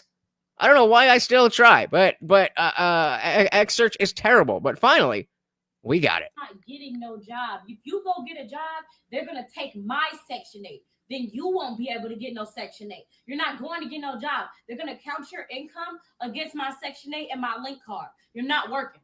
No. So I don't care what you got to say. I don't care how you feel. You're not working. You're not going to get a job. You're not going to school. You're not doing none of that shit. What, Mom? This is the propaganda specifically and exactly that Thomas Sowell is talking about. I'm saying how I'm supposed to be successful in life, Mom. So you basically telling me I gotta be broke to be successful. I gotta be broke so I can get Section 8. You gotta be broke so the government can help. Yep, that's what she's telling you. Just like Guamtech said before, the government raised these people. Then they had kids, and they just continue the cycle. Be successful. I got to be broke so I can get Section 8. You got to be broke so the government can help you. So the government can help me. So you telling me I can't work no job, bro? Like that's like. And I mean, obviously, the notion here is that you should help your fucking self. You're a grown ass man. But no, mommy's saying you can't. My friends got jobs and live in nice houses, so you telling me I got to go through the same thing you went through? And it's not like he's saying, my friend's got Xbox and PS5 and I want to play too. He wants to build a life. He wants to buy a home. I mean, you're going to buy a home anyway, homie, but that's besides the point. I'll do any of that. They're going to take my Section. I mean, it's TikTok. So it is likely that this is fake. But I like these things because even if it is staged and fake, to think that this is not something that represents something in reality is hilarious. This absolutely is a conversation that happens legitimately all the time. Usually that's the case. Go through the same thing you went through. If you don't do any of that, they're going to take my Section 8. How? Won't they be like? You need to suffer so that I'm okay. You need to suffer so that I'm okay. Otherwise, it's going to make my life harder if you go and make something of yourself. He's trying, but, you know, you might not think that I might not think that society itself is going to be able to crush somebody into listening to a message like this. But Mama and them certainly can. They're going to take my Section 8. How? Won't they be like? You can go get yours at ease. You can go get a They will. nice house. No, they will look at that and be like, he's doing something and give me a bigger house, Mom. That's what you told me. Where I'm gonna go? I don't have no job. I can get off your Section 8 and apply for my own Section 8. But if you do that, you're gonna have to go the hard way. It's gonna take a long. So what? That's what I'm Wait saying. 2 months, get on Section 8, find you a nice apartment, go get you a link card. You will be fine. You don't have to sit up and work. You don't have to work no job. The government is here to help us. The government is here to help us. That's what the government is for, right? The government is there to help us. Nope. The government is there to help itself. The government is there to make sure that you are on the government team. Why? Because it helps the people who you go with your hands out. They get paid by everybody else who's working to provide you with your Section 8, your EBT, and your SNAP, and all that shit. Yeah, it's almost certainly fake, but absolutely, this is a real thing. All right, diving back into this John Stossel on Thomas Sowell. Today is welfare. You began to have the mindset that goes with the welfare state. As we just saw. So that there was no stigma any longer attached, for example, to being on relief. The things they thought were going to help did not help, and in many cases made things worse. Sowell concluded that many government programs did much more harm than good because of affirmative action. Something like 1/4 of all the black students going to MIT do not graduate. You're talking about a pool of people whom you are artificially turning into failures by mismatching them with the school. Saying we want to help them, right? No child left behind. If we send them to college. Oh, that's as far as we thought about this. Such things doesn't make Sowell popular with today's political elites, but he doesn't seem to care. Tom is absolutely fearless. He will not compromise any of his opinions for the sake of social politeness. And so today's politically correct media rarely give his work the attention it deserves. The media, the television and the print media, they've wised up. You can't argue with Tom, so you might as well hide what he's doing. And that's deny. That's what they're doing. They're just ignoring what he's written because there's no way that they can argue with Tom Sowell. Today, Sowell is a scholar. When you're right, you're right. That's one of the aspects I love about this dude is that he's just got it figured out, and he's got the rhetorical skills to not be pushed around by the I don't even know what to call it, but the black victimhood lobby, if you will. Because there's no way that they can argue with Tom Sowell. Today, Sowell is a scholar at Stanford's Hoover Institution. Colin says on Epstein Islands, the secret phrase is "no child's behind, left alone." Oh God! Tom Sowell. Today, Sowell is a scholar at Stanford's Hoover Institution. He continues to write books about public policy. You can watch the full Sowell documentary at any of these sites starting next week. Well, I guess whenever we get that person, that is what we're going to watch. Let's see what it shows us.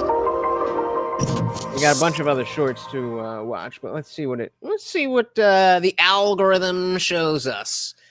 Dear algorithm, give me some good Thomas Sowell content.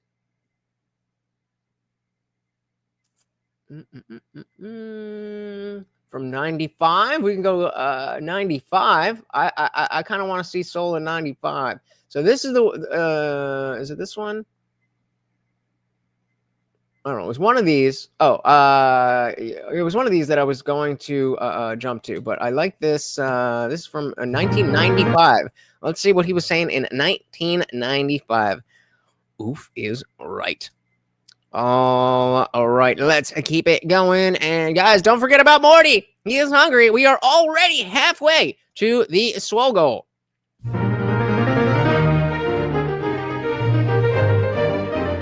Hello, I'm Ben Wattenberg. On this edition of Think Tank, we will talk one-on-one with social critic and economist Thomas Sowell of the Hoover Institution. Tom Sowell's new book, The Vision of the Anointed, argues that the assumptions and beliefs of America's liberal elites have created 30 years of disaster. And now it's 60. In education, crime, and welfare policy. What are these assumptions? Are they wrong? Where are they leading us? A conversation with Thomas Sowell this week on Think Tank.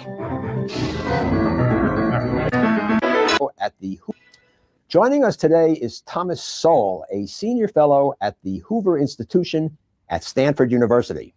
He is the author of many books that have cast a critical eye at American society, including Inside American Education and Race and Culture. His latest book, The Vision of the Anointed, Self-Congratulation as the Basic Wisdom of America's Elite to Start Out Intelligentsia. Tom Sowell, why don't you start out and tell us what the Vision of the Anointed is about? What is it? Well, it's a vision that the problems that we see in the world are due to the fact that other people are just not as bright or as compassionate as they are. Everybody is stupid and mean. There are all these solutions out there waiting to be discovered, and they have them. And that these solutions are to be imposed upon the rest of us by the power of government through taxation or in other ways. And what's really crucial about it is that their passion is so much greater than the passion on the other side, largely because what they have involved is more. Who is the they? Oh, the media elite, the academic elite, political elites. And the reason we can talk about their vision, even though they obviously vary in their opinions, is that the basic set of underlying assumptions about the world are very similar. And because these assumptions are prevailing assumptions about the world, the need to find evidence for them or to offer proof is much less. If something happens, they'll explain it in a way which will fit that vision. For example, when they find that prenatal care is less among blacks than among whites, and that infant mortality rates are higher, they immediately assume this is because of society's neglect, and therefore if only the government will step in and provide more prenatal care. Why is my button? Okay. It's because the doctors only care about white people, and when we see that white people are taking care of their prenatal whatever, and black people are not, that's racism. Problem solves itself. But in reality, other groups have even less prenatal care than blacks and don't have any more infant mortality than whites. But they don't ever get to that second stage, because once they've seen something that fits their conception of how the world works, that's sort of the end of it. Once you've, and this is all right, but how do I not broach the topic? How do I not broach the topic? But it's a very common thing that I think people do with God as well, or rather with Christianity. No, I'll say God. That there are questions, obvious questions about the universe. How did we get here? What is our purpose? All of that stuff. And then religion, we'll say, gives an answer to that. And because that answer fits, it's like, all right, well, we figure it out. We're here for God to do that and go to heaven, and that's it. They've seen something that fits their conception of how the world works. That's sort of the end of it. Let me go back to that idea of who the they is. I mean, who's they? In your cosmology, are these liberals? Is that what they are? Yes. You got the New York Times, the Washington Post, Harvard, Stanford, the Edward Kennedys, all the usual suspects. Loser. Let me. But it's more than those particular people, because this mindset goes back at least 200 years. Who does it start with? What is? I don't know where it starts, but you can find it in the 18th century. Sexuals!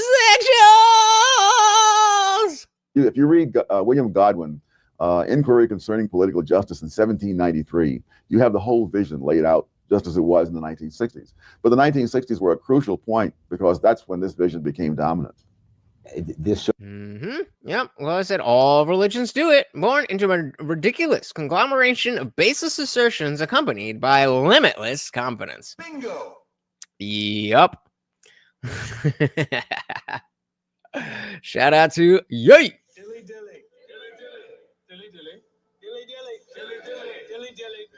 I got what I came for. That was such an odd cultural moment. 60s were a crucial point, because that's when this vision became dominant. This sort of arrogant vision that we know best. Oh, yes. And don't even have to subject it to normal forms of proof. Oh, absolutely not. Absolutely not. Let me trust me, bro. Read you something that Speaker Gingrich wrote in his book. Speaker Gingrich. He said, since 1965, there has been a calculated effort by cultural elites to discredit this civilization and replace it with a culture of irresponsibility that is incompatible with American freedoms as we have known them. Do you buy that? Is that basically what you're saying? Yes, although I would limit that to those who are sort of at the top of this kind of thing, because further down the people believe things because so many others believe them, because they're in the air and so on. You know, I was particularly interested in what he said was that it is a calculated effort. This now, do you believe that the people, the anointed, as you call them, are sitting around in a conspiratorial mode, calculating, as Newt Gingrich says, and saying, here's what we're going to do? Some, yeah. But I don't even think it needs to be like a huge cabal, because at least these days there is a procedure, status quo, where you just follow what is above you. And so it definitely is planned out.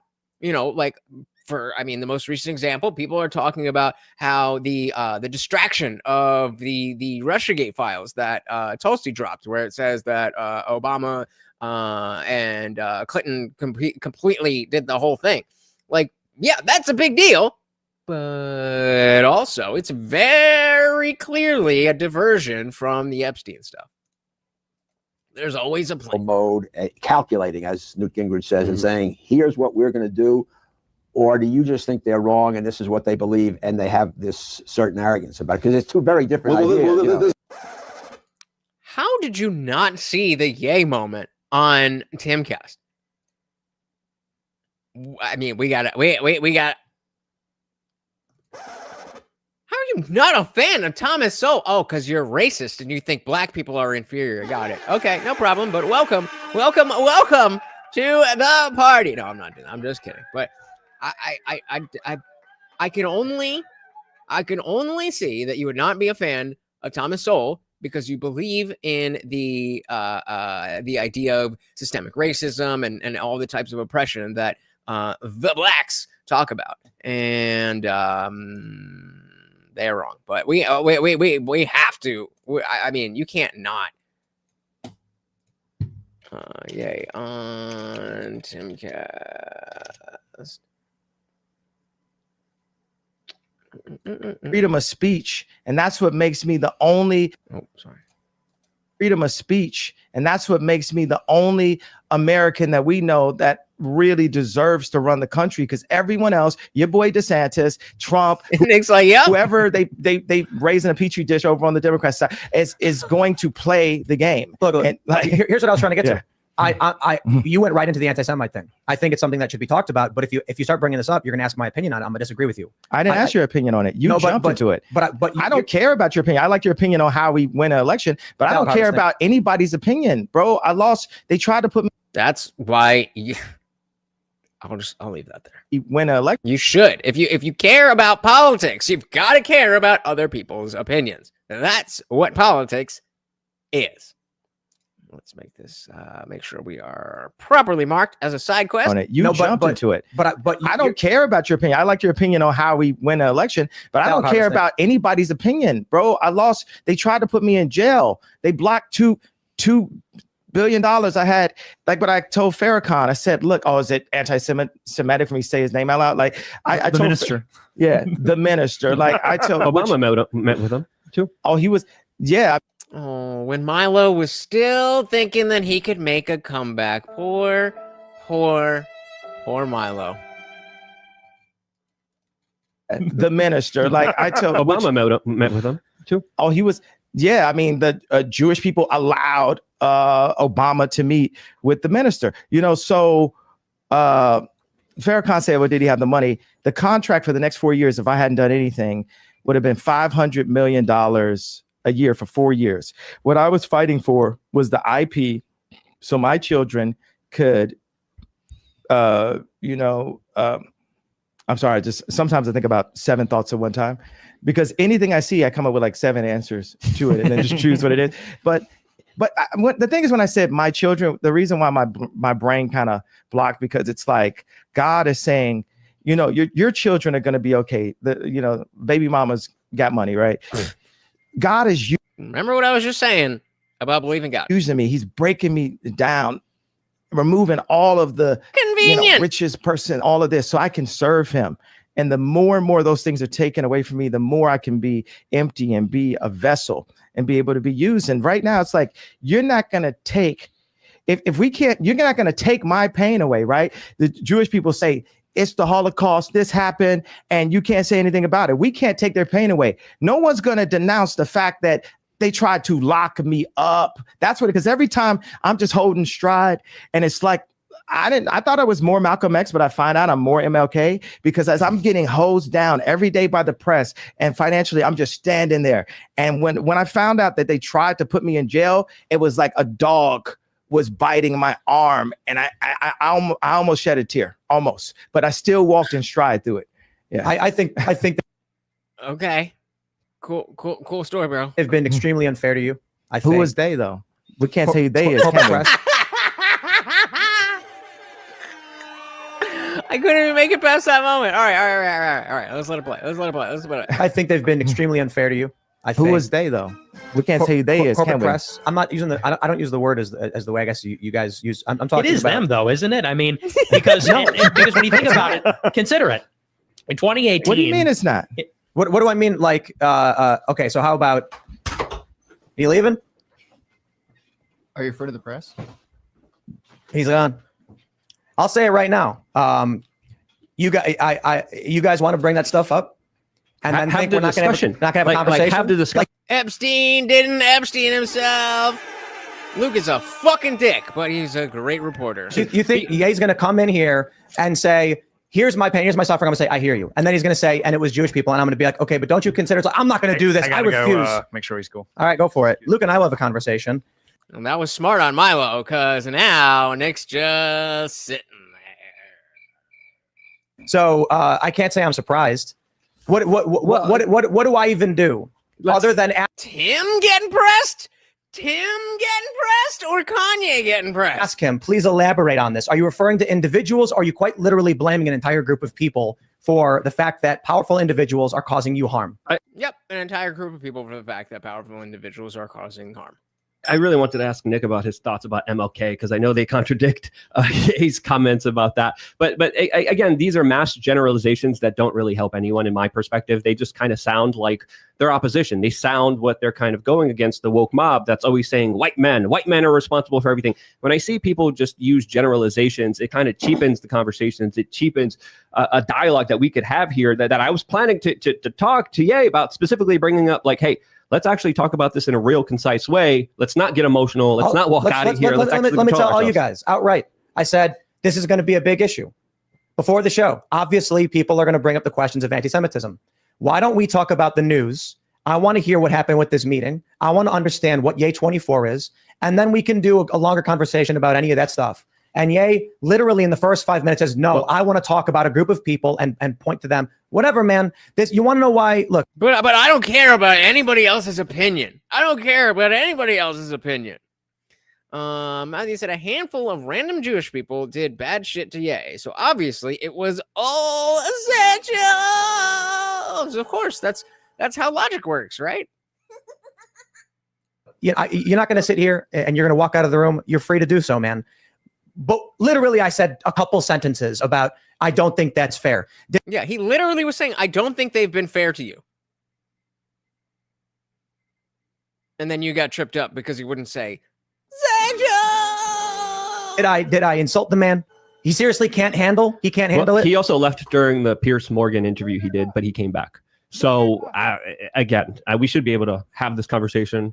What's up, Chris? Oh, yeah. Look. All right. So I mean, that was within the first like 20 minutes of the episode, and it was rather interesting. But yeah, that is where, whether it's with black people, whether it's with atheists or Jews or anything else, this type of thinking poisons your fucking mind. It's the same mentality, and it poisons your fucking mind and prevents you from being able to, as we were discussing earlier, think critically.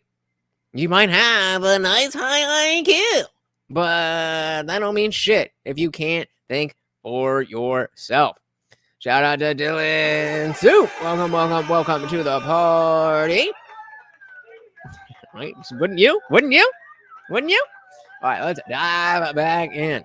Gingrich says and saying, here's what we're going to do. Or do you just think they're wrong and this is what they believe and they have this certain arrogance about it? Because it's two very different ideas. This is why I made the distinction between the leaders and the others. I mean, I think that when people say things like more American wives are battered on Super Bowl Sunday, you see that any other time of the year, and there's not a speck of evidence for that. That is calculated. Quality agrees, Box. Your avatar looking good, looking good. Because there is no data that could even be misinterpreted that way. In other words, because there is no data, period.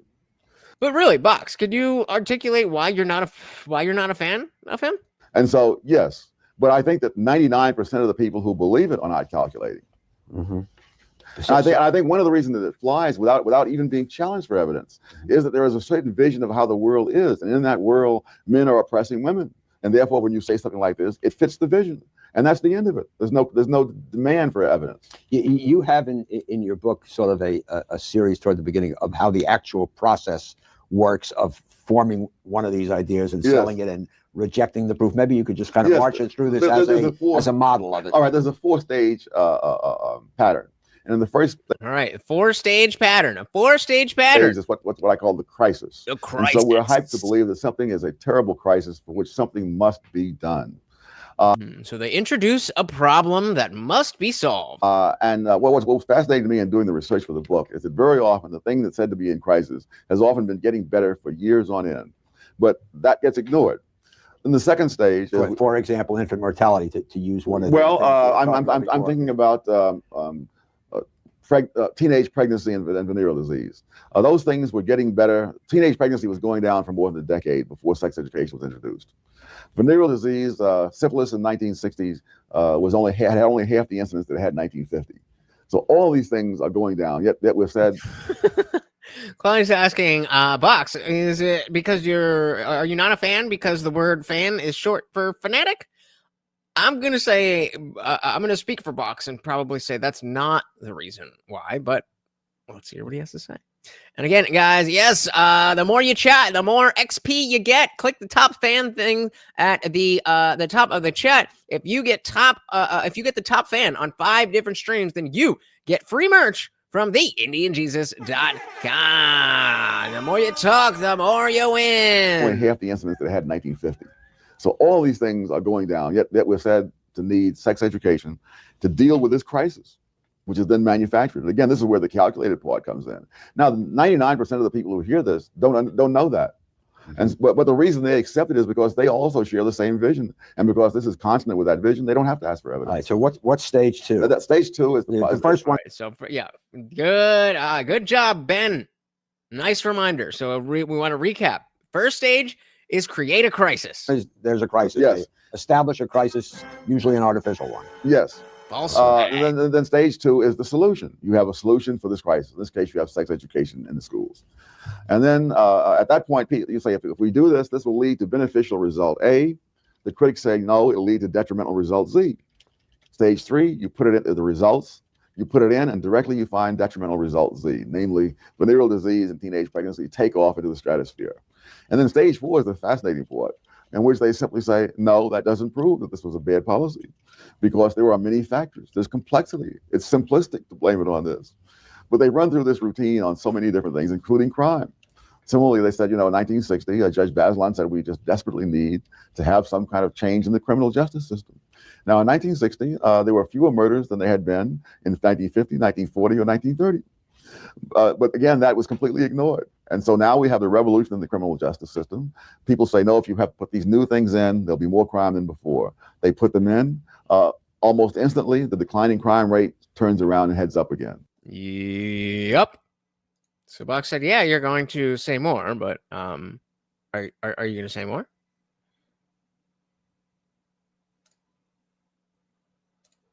Okay, gotcha. No. And they say, no, it's simplistic to blame this on this. They're the root causes. How do you know he won't change his mind? That's an odd statement. How do you know he won't change his mind? The neglect of society and all the rest of it. So it's heads I win, tails you lose. So to go to that earliest example. When was he wrong?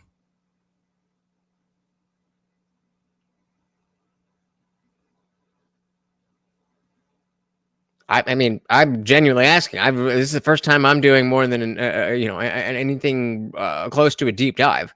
But as I think it was Glomtech who said earlier, maybe Matthew, that Not super familiar, but everything he says seems to be spot on. So how do you know somebody wouldn't change their mind? What you're saying is he hasn't changed his mind and that he's incapable of saying he's wrong. And so that means you've seen him be wrong and not admit it. So when did that happen? He acts like Jesse Lee Peterson, like he's still living 50 years ago. I don't know what that means. Sounds like you're just butthurt, bro. Like, so go back to incapable of saying he's wrong. When was he wrong and did not say that?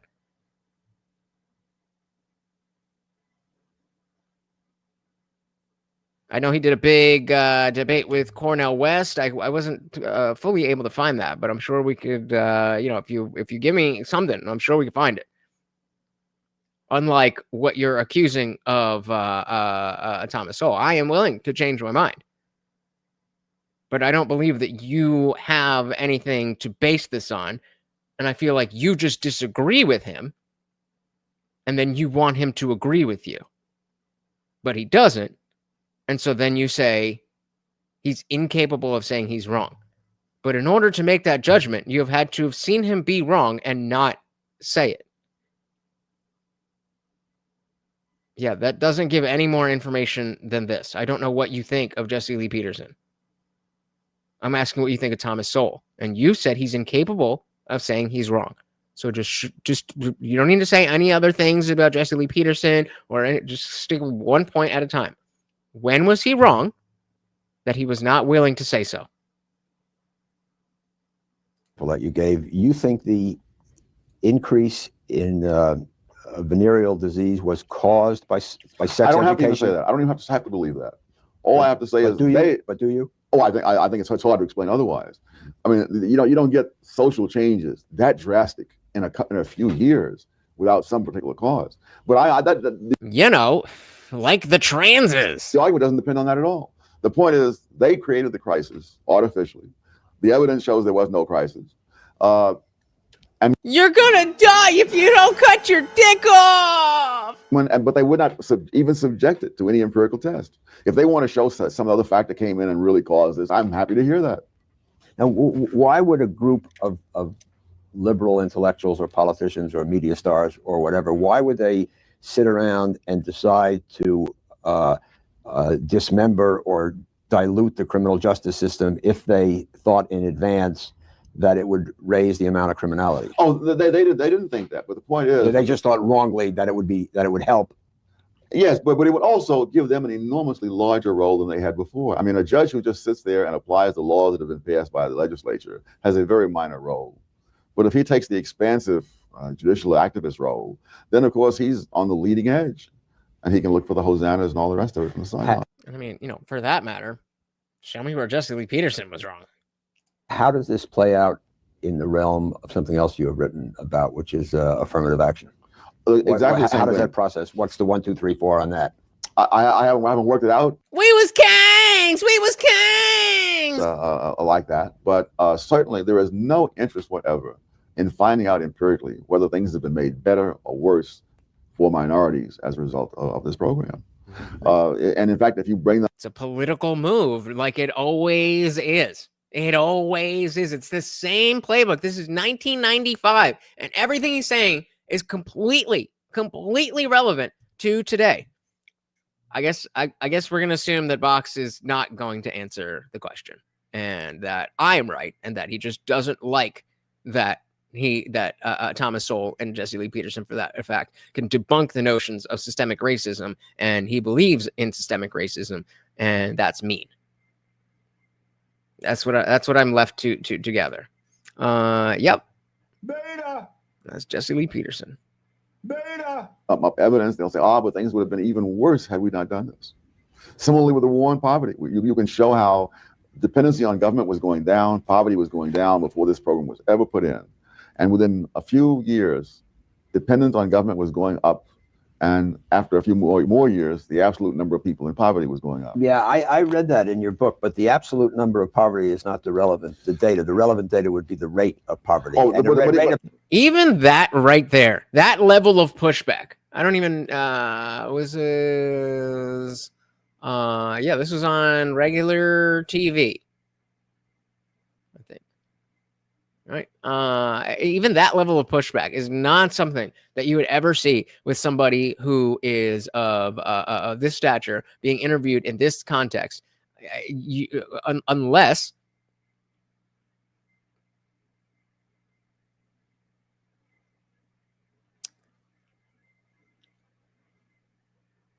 it's half-baked thought. I'm not sure. But the fact that we just see a shit ton of puff pieces and then they just don't talk to anybody who they would want to push back against.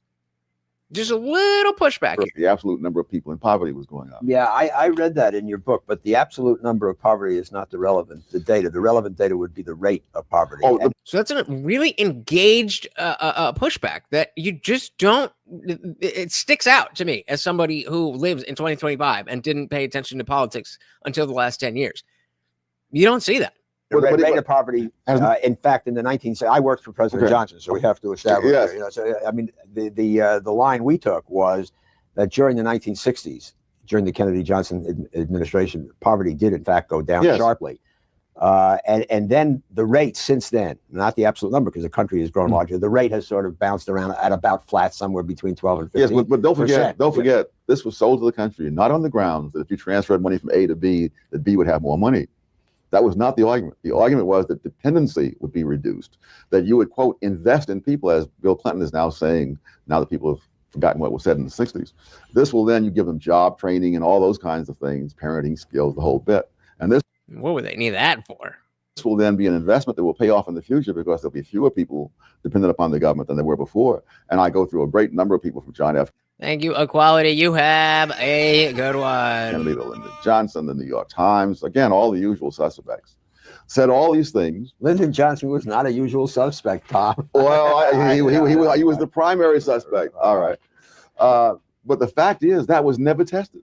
And when there were all these wonderful retrospectives held down in Texas and other places about this, the first order of business is to evade the criterion that they themselves set up when they set this out. And so no matter what happens, if it's a failure by the original criterion, then we just find another criterion by which it will be a success. Well, let's just examine that for a minute. I have a friend of mine from those old White House days. As we are coming up on that 2.5 hour mark, if you would like to keep the party raging, you know how to do it. Was listening to, again, Gingrich shortly after we had this great Republican revolution in 1994. Great meaning huge, not necessarily wonderful. We shall see about that. And he kept hearing Newt Gingrich use the word opportunity. This conservative opportunity society, we have to provide opportunity. And I was talking to him, he said, you know, Gingrich uses that word opportunity almost as much as Johnson did, which is what you're saying, that was the rhetoric. It was called the OEO, was the Office of Economic Opportunity. That's what it was. Pre-DEI. Now, so if liberals were talking about opportunity and now conservatives are talking about opportunity, and I'm sure you're for opportunity. All God's children got opportunity. All God's children got opportunity. So what is your problem that liberals said we ought to create programs for opportunity?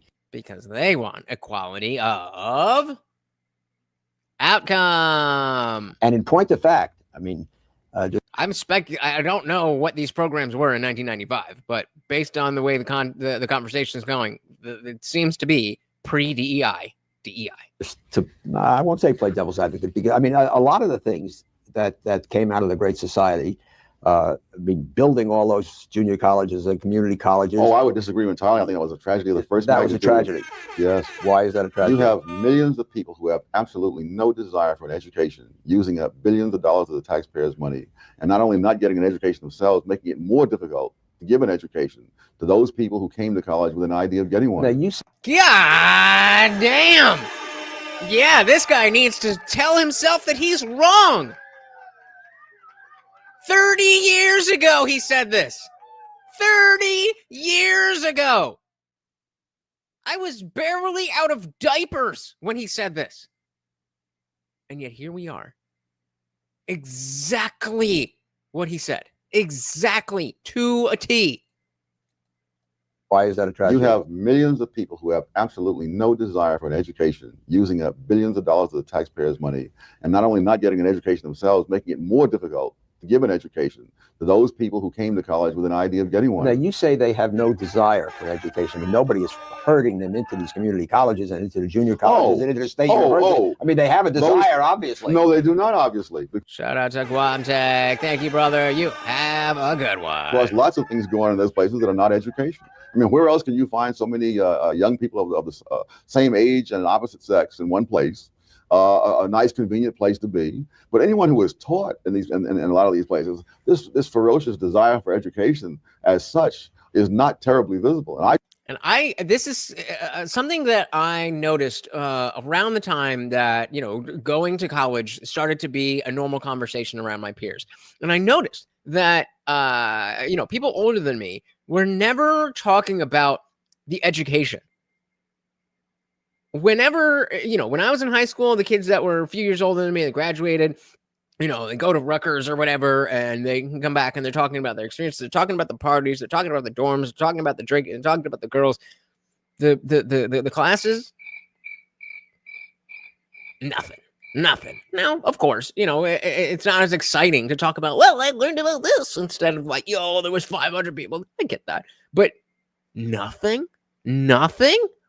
That's just not really what college was for me. Like it was, rite of passage of growing up and being out of my super strict parents' household and doing whatever the fuck I wanted to do and learning how to be an adult. Yeah, I learned some stuff. Definitely learned how to think in some great ways, but nothing I could not have done outside of that college. This ferocious desire for education as such is not terribly visible. And I taught at places where we've gotten, the upper 10, 15% of students. I mean, UCLA and whatnot. Neither I nor my colleagues found this great desire for education as such. They wanted to be in ivy-covered buildings for 4 years in order to get more money when they graduate and have a good time while they're there. So you think the great American ideal, which has really been shared by both parties and both ideologies over recent decades, to allow more people to get into higher education, that is a bankrupt idea? That's so wild that I would not have thought. I would not have thought that somebody this prominent 30 years ago would be so openly against higher education. Like, yeah, today we've seen what it's turned into, but in 1995, in 2000, in 2005, like college was the only thing that mattered in the entirety of high school. The only reason you went to high school was so that you could go to college. And here we are. Exactly. He was exactly right. He was exactly right. Except Box disagrees. Oh, to allow is one thing, but to subsidize people at enormous cost with no real sign that this is producing what the you say subsidized. I mean, you talk about a junior college, a community college. I guess that's subsidized. It's below cost. Sure. He's back. All right.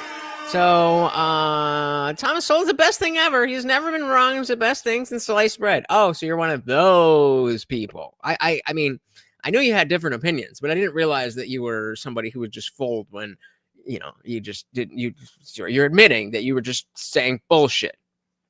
I don't get it. Why can't you just engage? Like I'm genuinely trying to have the conversation with you. You said you're not a fan. I'm asking why you're not a fan. You said he can't admit that he's wrong. I'm asking you when he was wrong, and then you go to this. So were you just making shit up, or have you seen him be wrong and not admit it? I'm not going to, scold you for not being a fan of somebody, but I'm just asking if this is based on anything in reality, or if you just don't like him. If you don't like him, then you're allowed to not like him. But if you say he's never he acts like Jesse Lee Peterson, he's incapable of saying he's wrong, he won't change his mind. What is that based on? Okay, what is it that he says that you don't agree with? That's what I'm asking you. What is the thing? Give me the thing. Don't say he acts like somebody else where you don't like that they. What is the thing that he says that you don't like? His general idea is similar to mine when it comes to racial, racial issues and racial identities. That the standard Democrat message on race and race relationships, it's bad and counterintuitive. If you disagree with that, that's totally fine. I'm just asking you what it is that you disagree with. Subsidized. It's below cost. Sure. And wrong is not subjective. Well, depends, but it's not necessarily subjective.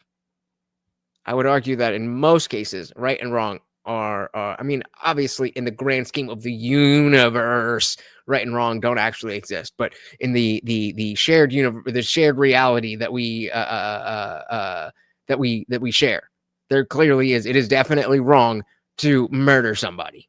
That is not subjective. Tuition, but it does allow kids who do not have the money to go to Amherst or wherever to start a college education. I mean, people did that before. And that was the Great Society. I did it before. That was a strong argument before the internet. But now we got the internet.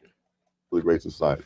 My whole generation did it before the Great Society. You are saying that the great humanitarian political impulses of the We're wrong. 1960s have been almost without exception. Yes. Bad.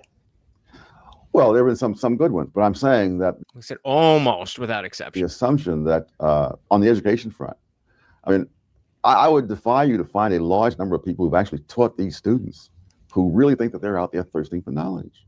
I can tell you that that was a very common thing. And again, reminder that I went to a private school, so it was a small classrooms and very similar to high school, but it was very similar to high school where everybody's focus was getting out of class as quickly as possible and just memorizing whatever you needed to pass the test. Thirst for knowledge and education was not really there. Even in the things that I now, as a 35-year-old man, appreciate that I had the opportunity to be exposed to. It's not necessarily that it's not like I regret it or anything, but it's just they are interesting. But again, as somebody who lives in a post-internet world, I could have just looked those things up. Would I have necessarily looked them up and found all of the same things? Maybe, maybe not. Would I have potentially found a better quote-unquote curriculum than what I found? You never know. You never know. Like I said, it's hard to articulate. It's like Jordan Peterson. He has this way of just saying, if it was this way, then this would happen, and it will never happen. Too cerebral. So what's too cerebral about the fact that he said, I defy you to find me a group of people who has taught these kids that has a thirst for knowledge. What was it? On the edge, we taught these. I mean, I would defy you to find a large number of people who've actually taught these students who really think that they're out there thirsting for knowledge. What is Jordan Peterson-esque about that? What is the if in this statement? Because this is, I know I'm just picking on one statement, but this is kind of how he talks. And so is it possible that you have a preconceived notion of somebody who goes against ideas that you already have, and then you're taking that personally? Is that possible? I'm not saying that's the case. I'm asking you genuinely, man to man, if that is possible. On the education front, I mean, I would defy you to find a large number of people who've actually taught these students who really think that they're out there thirsting for knowledge. Well, if you suppose they are thirsting for a better job, and we've set up a society where you have to be credentialed. And that's fair. But then I would caution you to throw out such hard judgments of people when you're saying that he won't change his mind. He's incapable of saying he's wrong. Like, those are strong statements. Those are really strong statements. So if you don't have anything to back that up, then don't say stuff like that. You're allowed to like and not like whoever you want. But when you're saying things that you can't back up, then it's not my fault that you said some shit that you can't back up. With a certain amount of college, so aren't they able to get a better job? No, because this of their is the fallacy of composition. If one person stands up in the stadium, he sees the game better. But if they all stand up, they don't all see the game better. As long as if you have a degree and the other guy doesn't, then you get ahead of him in the employment line. But we're not going to all get ahead of each other in the employment line by all getting degrees. And look where we are today. Everybody has useless fucking degrees and nobody has a useful fucking job. Thomas Sowell, you are right before and you are right again. Okay. And again, I am happy to see anything ever that Thomas Sowell has said that I disagree with. This is the first and most deep of a dive that I've ever done on him. So there's a lot out there that I have not seen. And unlike the proposed Thomas Sowell in Box's mind, I am willing to change my mind. Yeah, we already discussed that. He thinks they're bad because it creates a dependence on the government. And it leads to shit like this.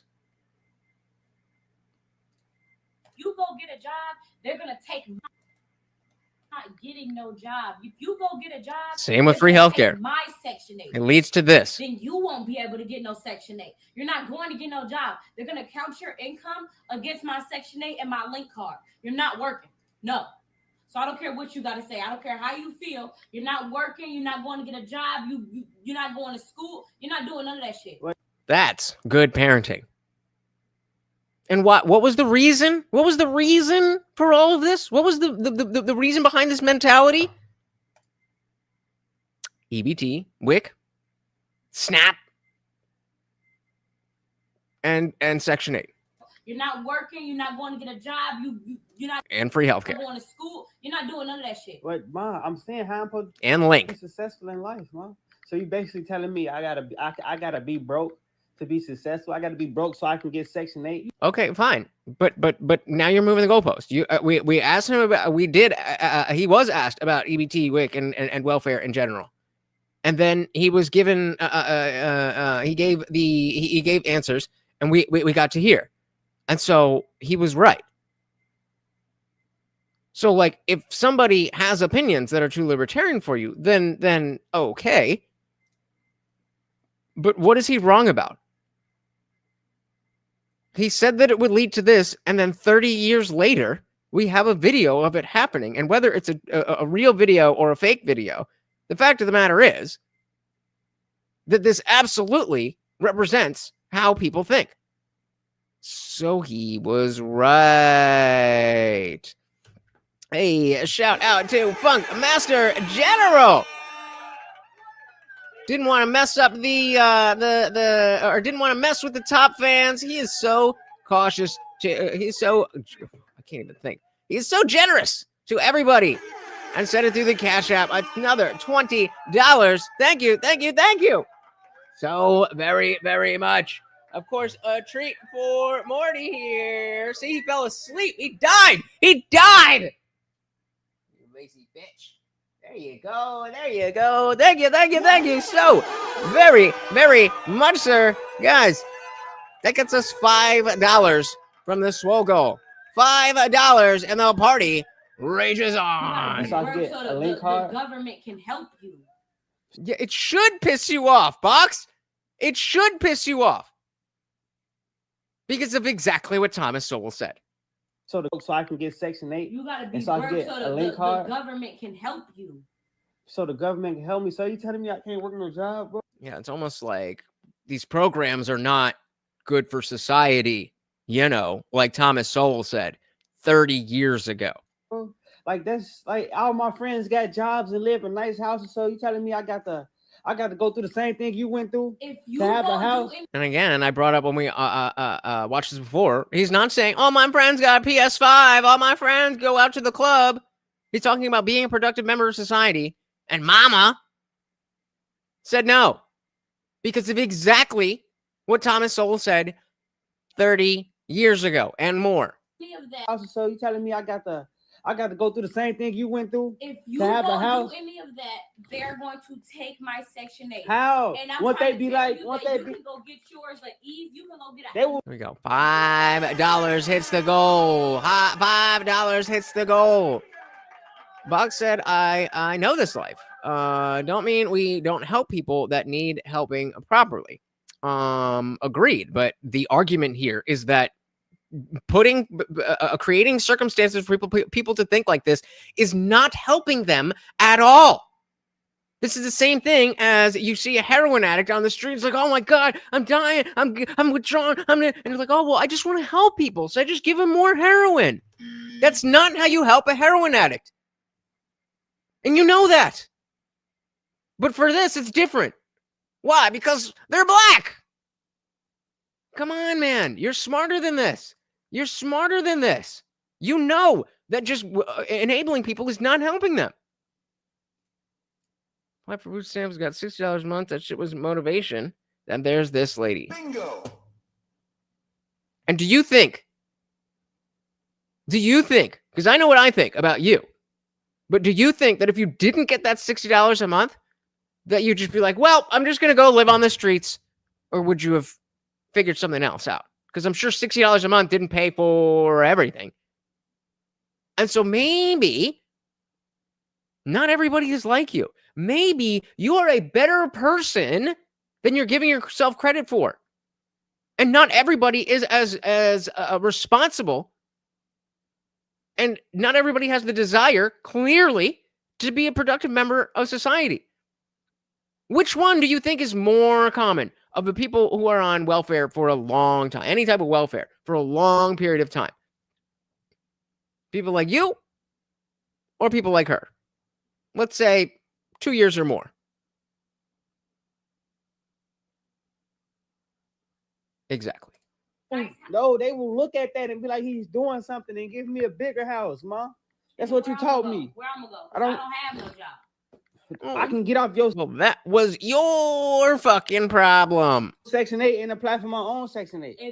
But if you do that, you're gonna have to go the hard way. It's gonna The hard way to get free money.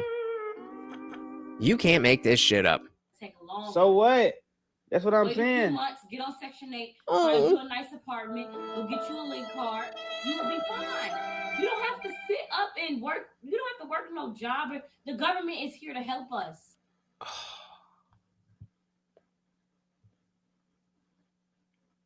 It's like the Ethan Klein. The government just tells you what to do, bro.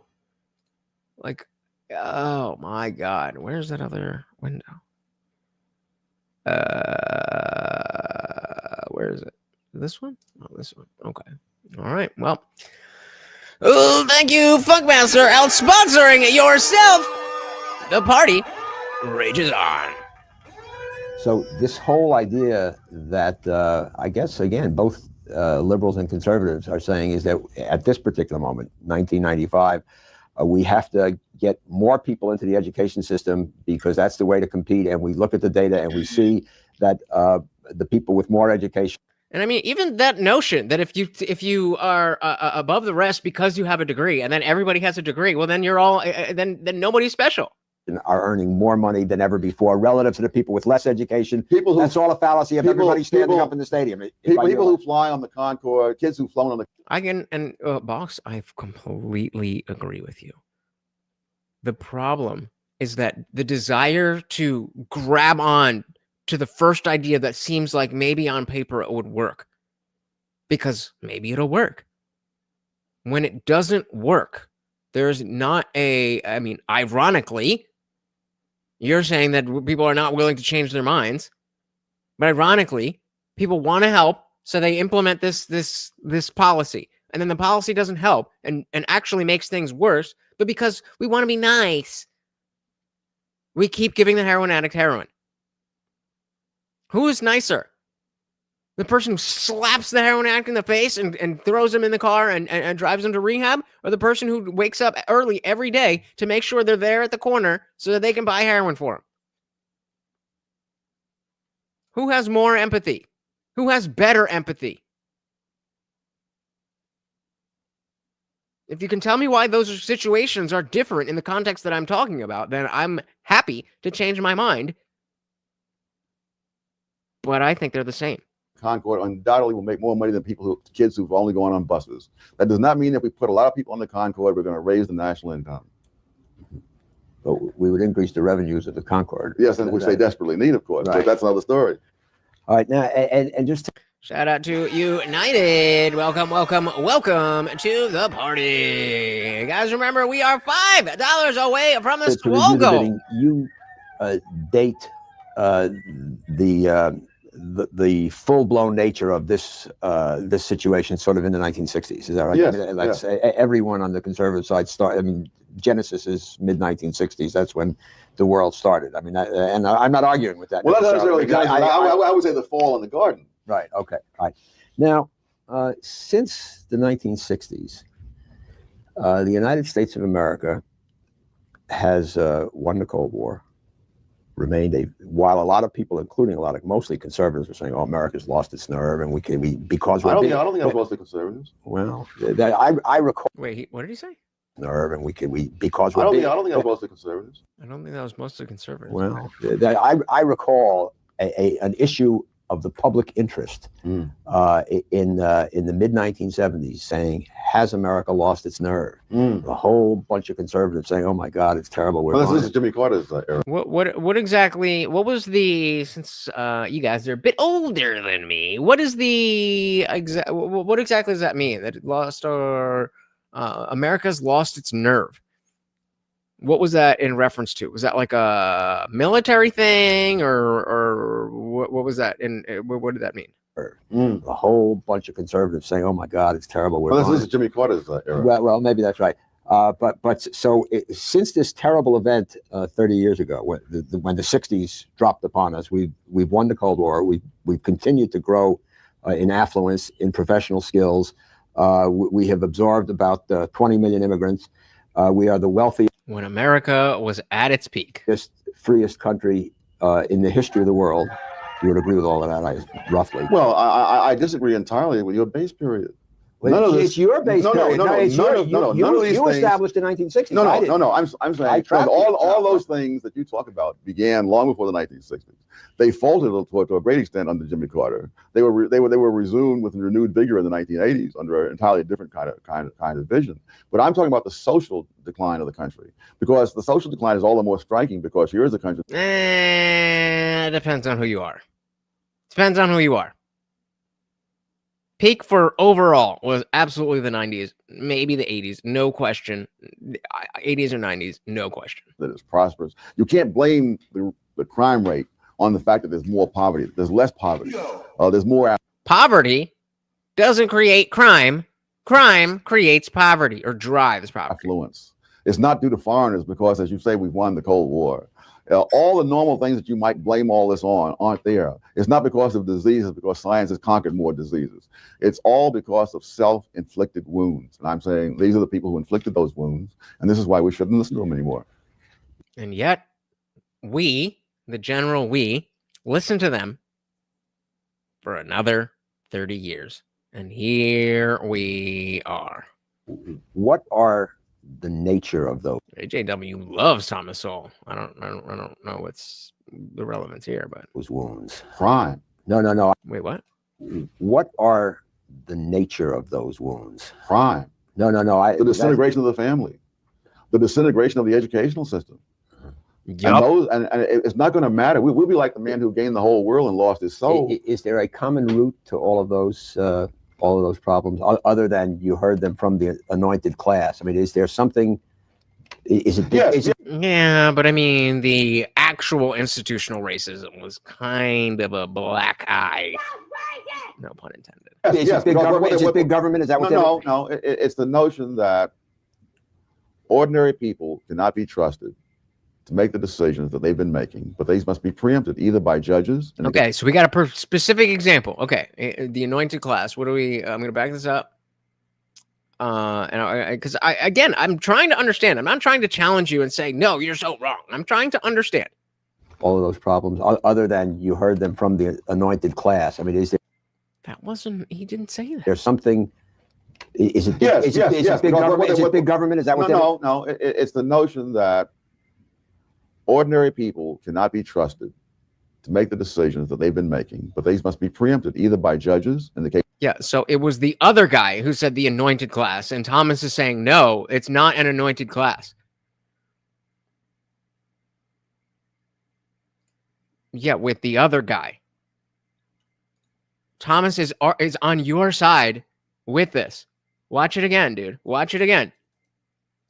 And who gained the whole world and lost his soul. Is there a common root to all of those problems, other than you heard them from the anointed class? I mean, is there something?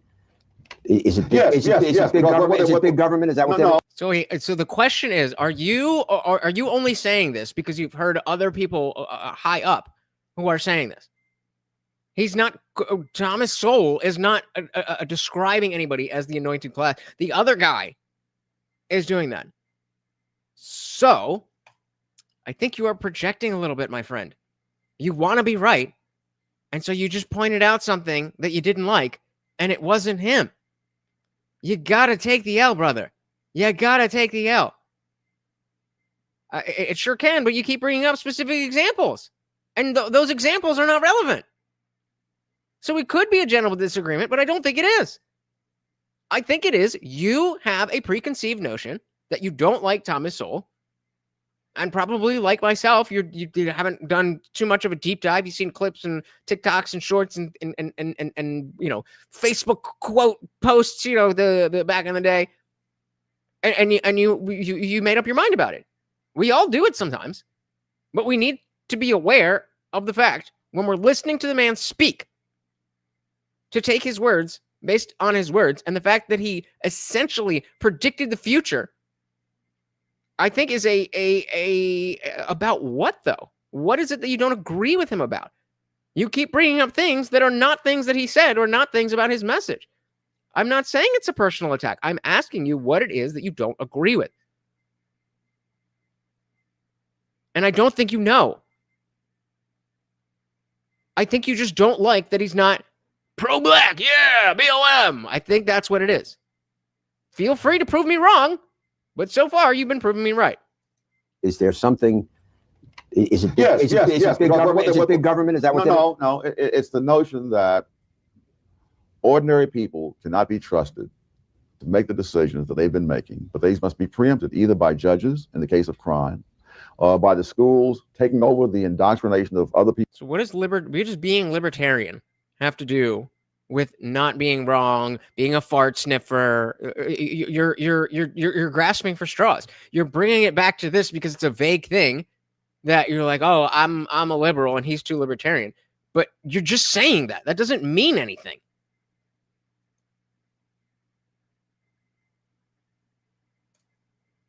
Exactly. Despite the fact that social safety nets in the way that they have been played out are bad, you think they're nice. And so anybody who doesn't think they're nice, you disagree with. Do you think that... Okay. I mean, fair enough. I think in the case of crime, see what's going on here. By the schools taking over the indoctrination of other people's children. Hey, shout out to Chad GPT. Welcome to the party. Said Nietzsche's sleeve mentality and entailment. Pretty much. Well, I would disagree with that. Can you show me any reason why you think that these things that have been absolutely negative, why being in favor of things that are detrimental to individuals and the culture and the society at whole, on the whole, has nothing to do with being nice? Because if you're saying it's not mean, but you want it anyway, and we agree that it doesn't work, then what are we doing? Shout out to CT223. Welcome to the party. Should I just start doing the show at 10? Should I just start at 10? What do you guys watch at 8? That I should just start at 10. And then we'll instead of doing an after party, we'll do a pregame. I might do that. By the schools taking over the indoctrination of other people's children behind their back and against their protests. Or what was the other one? The family taking money from the taxpayers and subsidizing behavior, as well as encouraging it and legitimizing behavior that has turned out to be enormously self-destructive, undermining the family in 1,000. Yeah, but this is the most people we've had in the last hour and a half. In different ways. Tom, you write in your new book, Division of the Anointed, available at all bookstores, about the Teflon prophets. Yes. What is?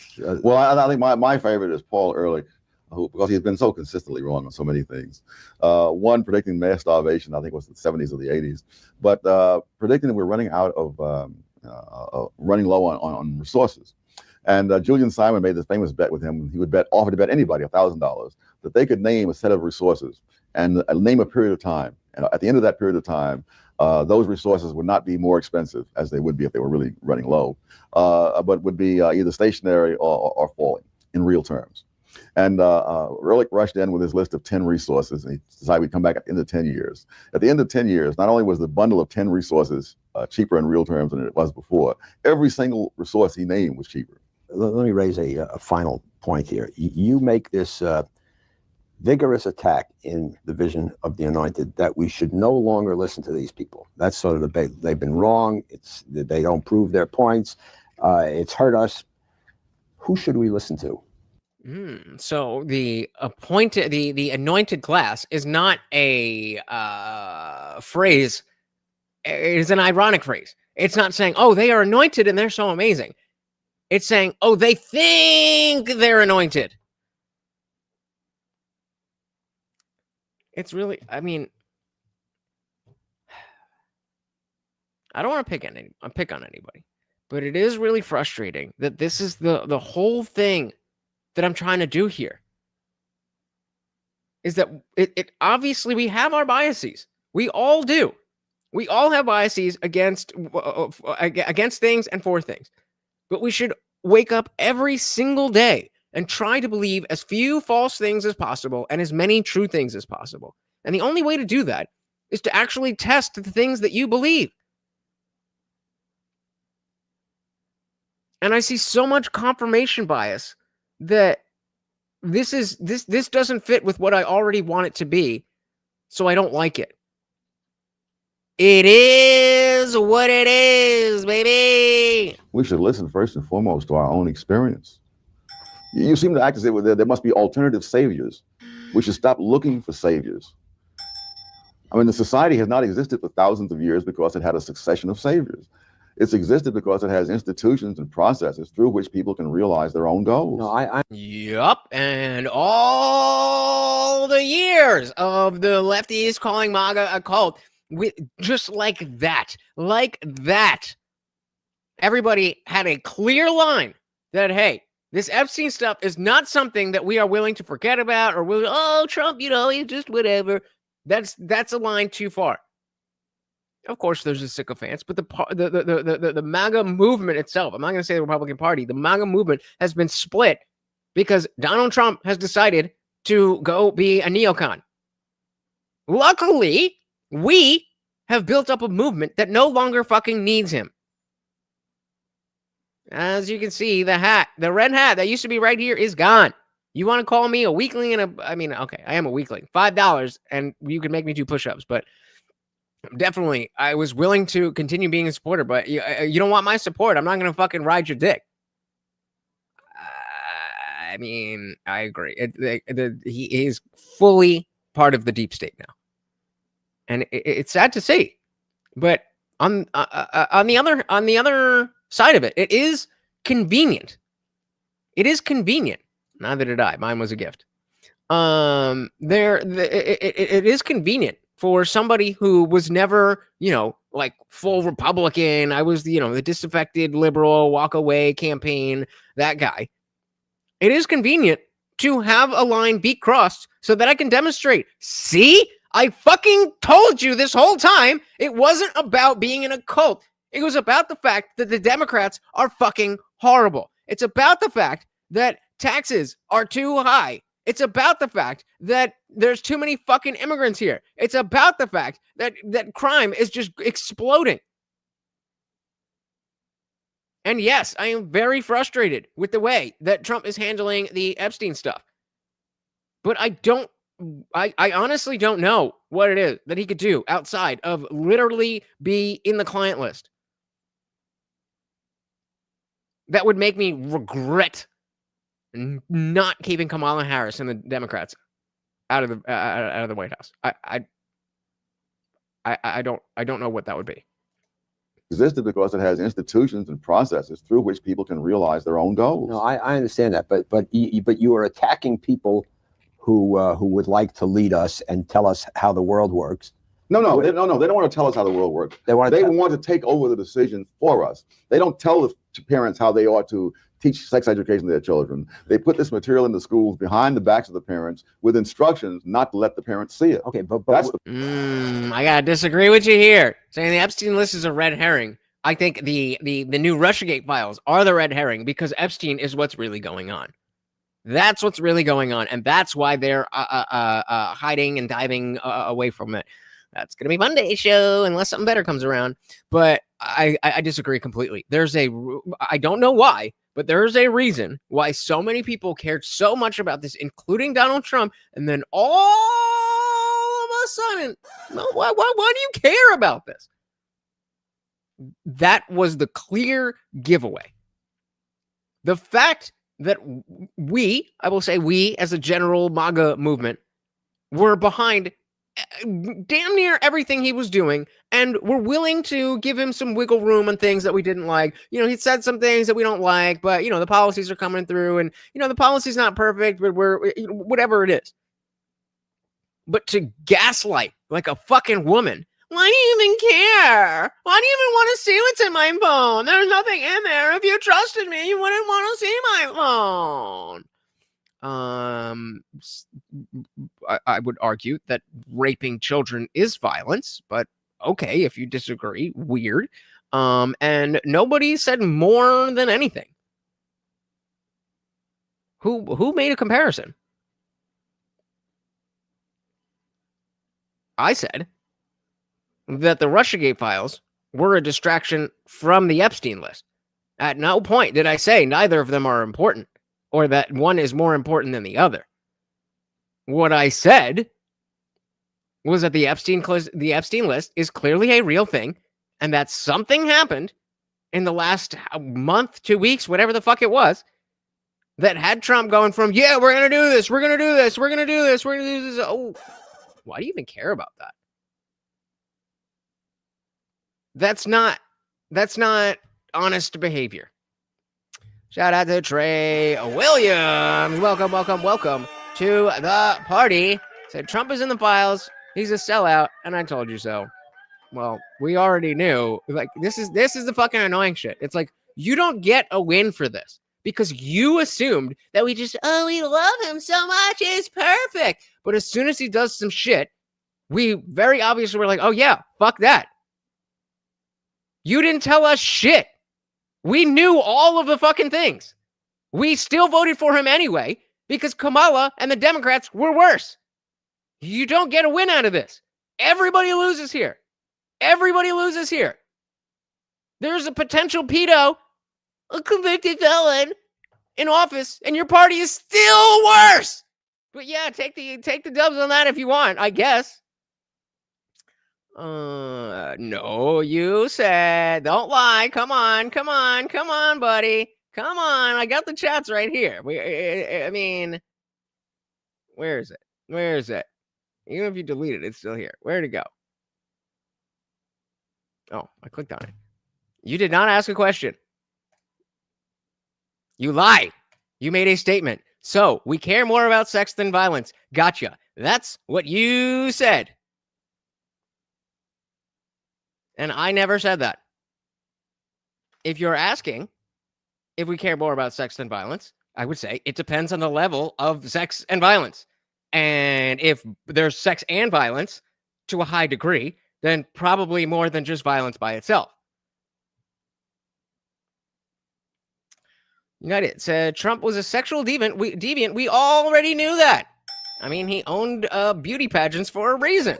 We all set that aside because we needed change. He played on our emotions and trust, then 100% betrayed us all.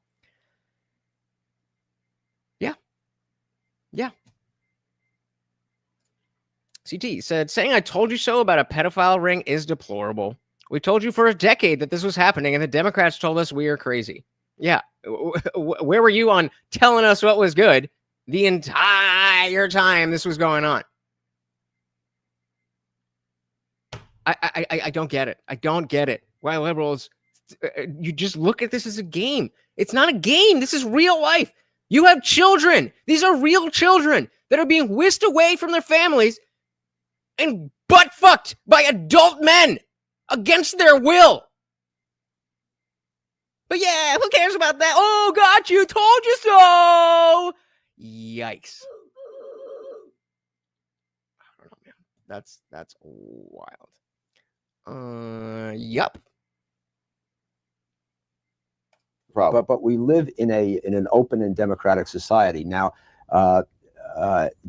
Mr. and Mrs. John Q. Public are listening to this program, I hope, and they're saying, "Well, that guy really makes a lot of sense." But basically, it's been a negative proposition. Don't listen to these people. Don't do this. Don't do that. No. Don't let those people run your life. Okay, but wait a minute. Wait. You're gonna say I'm on the rag when you just tried to lie, and you can't just take the L. Are you on the rag? Just be a man. Be like, oh yeah, my bad. Then we move on. It's okay. How do you practically? I think it's a non-problem, Ben. No, but how do you? Non-problem. Those people are adults just like you and me. Okay, they have been running their lives for thousands of years. They don't need me to tell them what to do. But this is it's not a question I want to take over from people on the left. No, but I want them to continue to make their decisions as they see. But it's not a win, Trey. It's not a win. Covering up a child sex trafficking ring that's run by our world leaders is not a win. That's what I'm saying. See? All good. I'm not going to calm down. Why are you so fucking calm? Again, you're the one that has fucking children. How is this not the most important thing in your life right now? That's insane to me. I completely agree. Like, this is weird, bro. This is some typical liberal shit. Ugh. United said, I think Eric Holder pulled an Epstein and gave immunity for all past acts and asked for full disclosure. I think that's what Bondi found. Can you say more on that? I don't fully. Eric Holder. Who was Eric Holder? I get all these names fucking locked up. But yeah, this is a win for nobody. A loss is a loss. And don't fucking pretend. Don't fucking pretend that you didn't articulate to me personally that you weren't going to vote for either, but that if you were, that you would have voted for Biden or Harris. Come on, man. Let's not bullshit each other.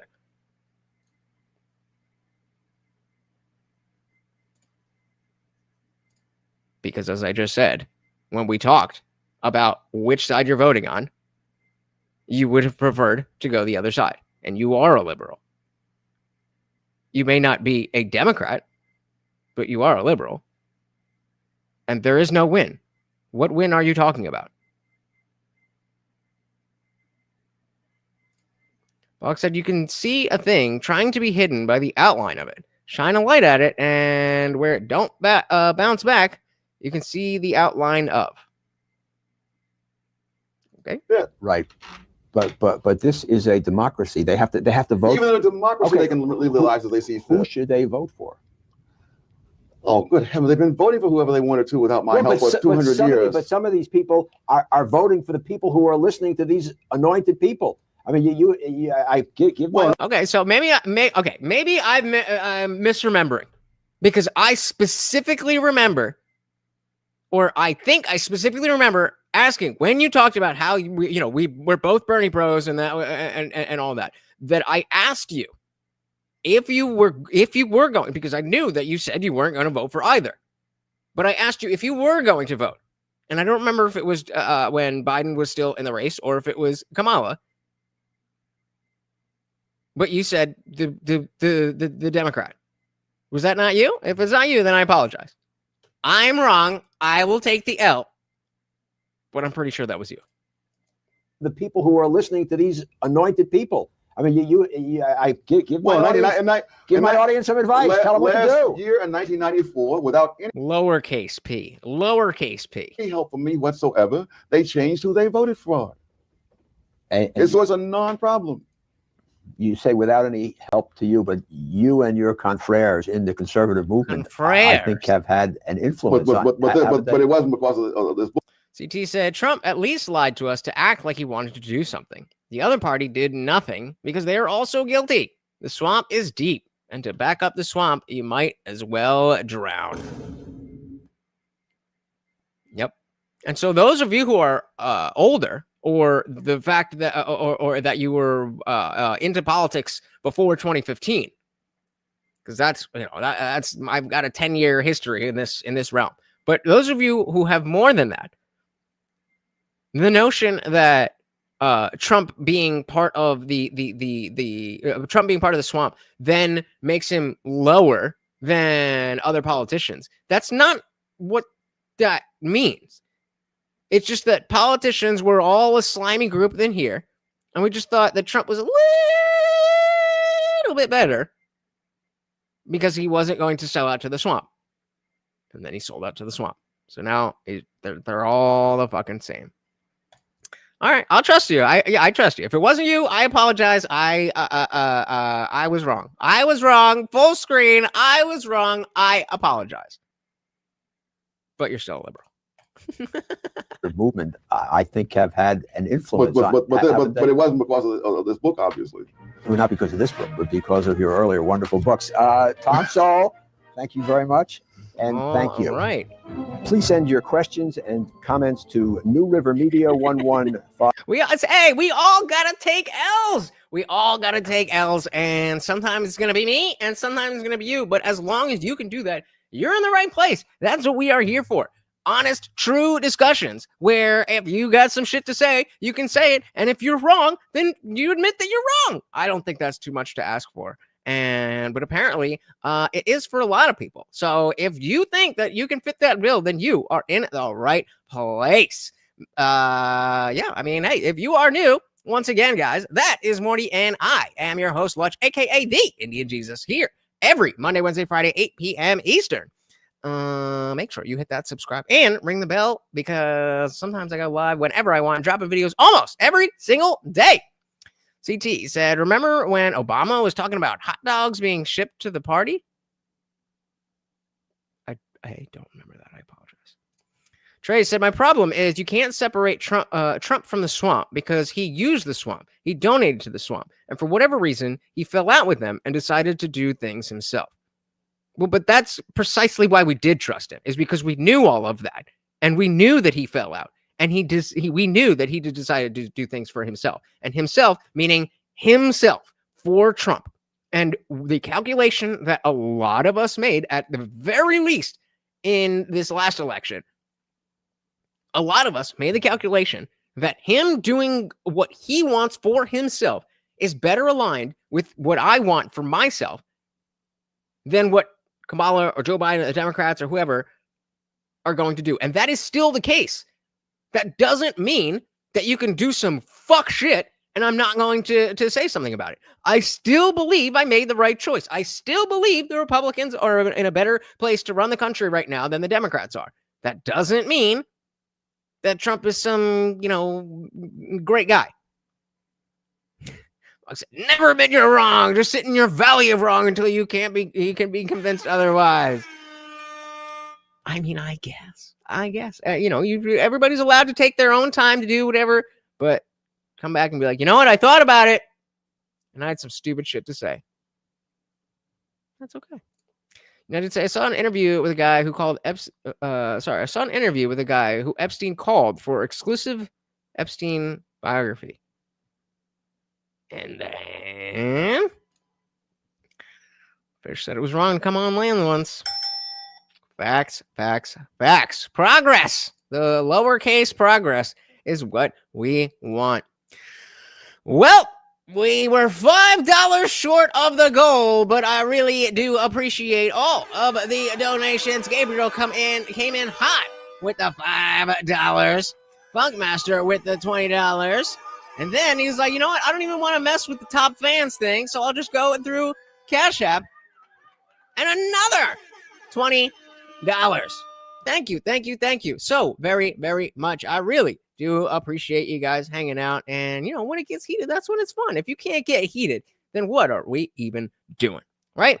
We'll grab a few more of these. Yeah, please do. Chad said, donuts don't just magically appear once we crawl out of primordial ooze. Someone has to make them. Disagree. But join the Discord and let's chat about it. Bug said I get debt free in a month. Well, dilly to that, brother. Dilly to that. All right, guys, I see a bunch of you in the after party already, so we are headed over there. No push-ups for me tonight. Thank you, guys. Once again, we have the Overlord, Morty, and, of course, I've been your host, Lutch, a.k.a. the Indian Jesus, here to resurrect the second coming of Common Sense, live every Monday, Wednesday, Friday, 8 p.m. Eastern, and sometimes whenever I feel like it, plus dropping videos almost every single day. Until next time, guys, we are out of here. Peace.